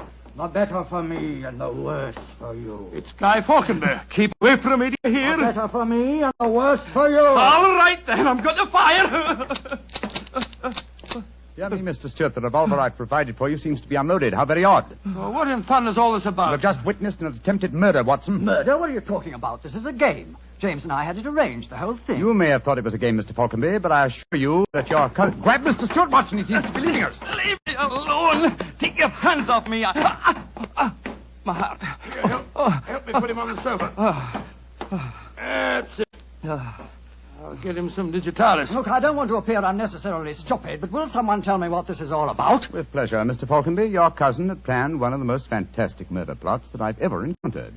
He came to us with the story that you had threatened his life. But that's ridiculous. I'm very fond of him. Of course it's ridiculous. The whole plot was ridiculous. He leased the house next door, had a tunnel dug, and gunpowder and fuses planted there. Even entered the name of the tenants as Winter, Rokewood, and Keynes, to give the apparent plot a further authenticity. You mean my cousin was the real tenant? Certainly he was. However, he was clumsy enough to drop that piece of silk with the wire ring on the end that you found in the cellar, Watson. The thing you called a jess. And what's a jess? It's a strap that goes round a falcon's leg to which its leash is fastened. You will remember that Mr. Stewart informed us that falconry is his hobby, and it therefore indicated that he had been in the cellar and consequently must have known about the whole plot. And all he was trying to do was to build up in our minds the belief that his cousin was trying to kill him. Exactly, my dear fellow. Had we believed him, of course he could have shot you just now, Mr. Falconby, in apparent self-defense. Good Lord, what a fantastic plot. I still can't quite believe Mr. it. Falconby, why are you dressed as a Guy Fawkes dummy? Well, it was James's idea. He said that he was going to dress up too, and that we were to go round the bonfires tonight and frighten people by appearing as live dummies. But the last message he sent told me to come up here, that we'd play a practical joke on a couple of friends of his. And did he provide you with the costume that you're wearing? Yes, as a matter of fact, he did. Have you searched the pockets for any weapons? No, but I will. All right, and while you're doing that, I'll examine this dark lantern. How's your patient, Watson? Well, I've given him some digitalis, and now I'll get him some brandy. I can't find anything in the pockets. Here's the answer, my friends. Look here. Inside the lantern is a dagger. Your cousin planted it there to substantiate the claim that you were trying to kill him. Had his plans worked, you would have been dead, Mr. Falconby, before you could have told us the truth. Here, come back here, Mr. Stewart. James! He slipped out of the door. Confound it! He's faking the heart attack. Come on, Watson, after him.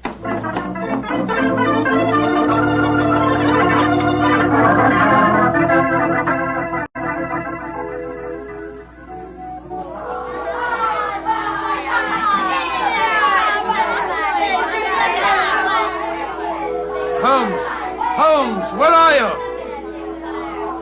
Out of the way, please. Blimey. Here comes the Lord Mayor of London, chums. Excuse me, please. I'm trying to find a friend of mine. Most important. Holmes, where are you? Here I am, Watson. I hear you calling me. Out of the way, please. I'm coming, Holmes. Why don't you send the postcard? You got away from me in the crowd. Mr. Stewart got away from us. Well, we'll never find him in this mark. Not too old, fellow. He's a dangerous man. There's no knowing what he may do. Where are the irregulars? There's Wiggins. Wiggins? Hello, Mr. Elms. Wiggins. Dr. Watson. Did you see a man run out of that house a few minutes ago? No, Governor. Perhaps Charlie did. Hey, Charlie, come over here a minute. It's Mr. Elms. All right. I bet Charlie didn't see anything, though. He's got some savvy girl with him. Hello, Mr. Holmes and Dr. Watson. Hello, Charlie. Hello, Charlie. Did you see a man run through this crowd a few minutes ago? A tallish man with a gray moustache? Yes, I did. A man came running out of the house over there. That's the house. Where'd he go? He ran down toward where the shops are. And he stole our dough, he did. The one we are going to burn in the bonfire. I tried to stop him, but he got away. Holmes, look up there on the roof. There's a figure. By Jove, I believe it's James Stewart. That's the man. He's the one that stole our dummy. He's standing up on the roof. He's going to jump. If he does, he's going to land in the bonfire. There he goes. He is jumping.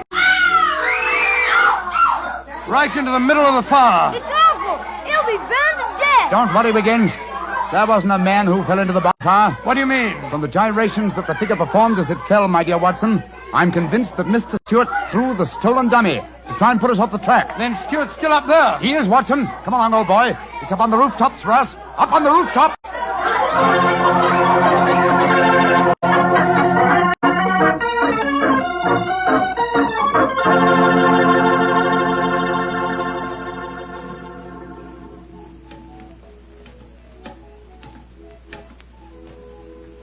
Here, Watson. Let me help you up. Can you reach my hand? Yeah, I got it. All right, then. Up you come. Come on. That's it. Phew. Seems to me that fire escapes must be designed for giants. Keep your eyes skinned, old fellow. Stuart's a dangerous man. Might be hiding behind those chimney stacks. Come on. Upon my soul, this is a strange place to be on Guy Fawkes night. Yes, a comprehensive case, Watson. Starts in a cellar and ends on a rooftop. Look, Holmes. By the parapet there. The crumpled body of Mr. Stewart. Looks to me as if it...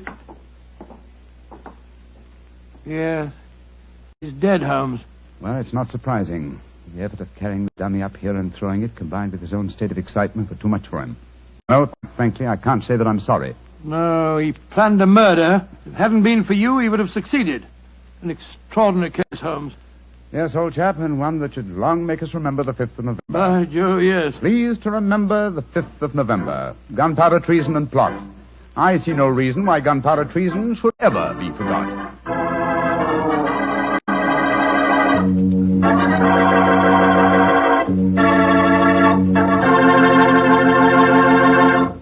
Well, Doctor, as you boys would say, that story was a bit of exciting, what? Yes, and even now I sort of lose my breath when I remember climbing that fire escape. You know, Doctor, those two fellas certainly went out of their way to celebrate Guy Fawkes Day.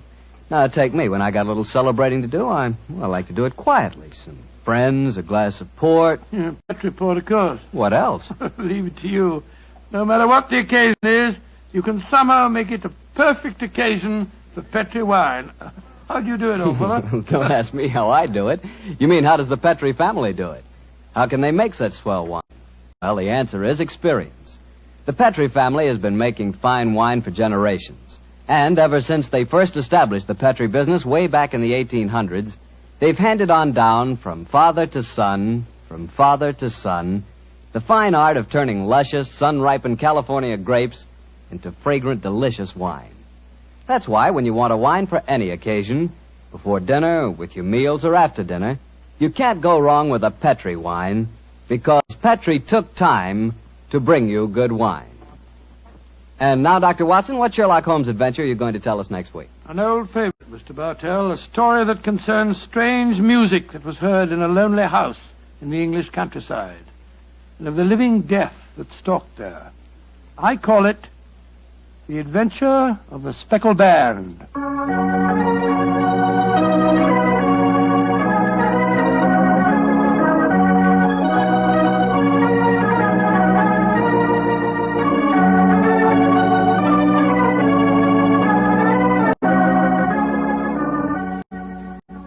Tonight's Sherlock Holmes adventure is written by Dennis Green and Anthony Boucher and was suggested by an incident in this Arthur Conan Doyle story, The Adventure of the Devil's Foot. Music was by Dean Fossler. Mr. Rathbone appears through the courtesy of Metro-Goldwyn-Mayer, and Mr. Bruce through the courtesy of Universal Pictures, where they are now starring in the Sherlock Holmes series.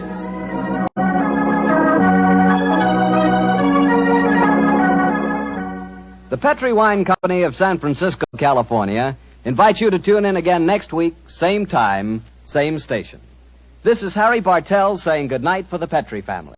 Sherlock Holmes comes to you from our Hollywood studio. This is the Mutual Broadcasting System.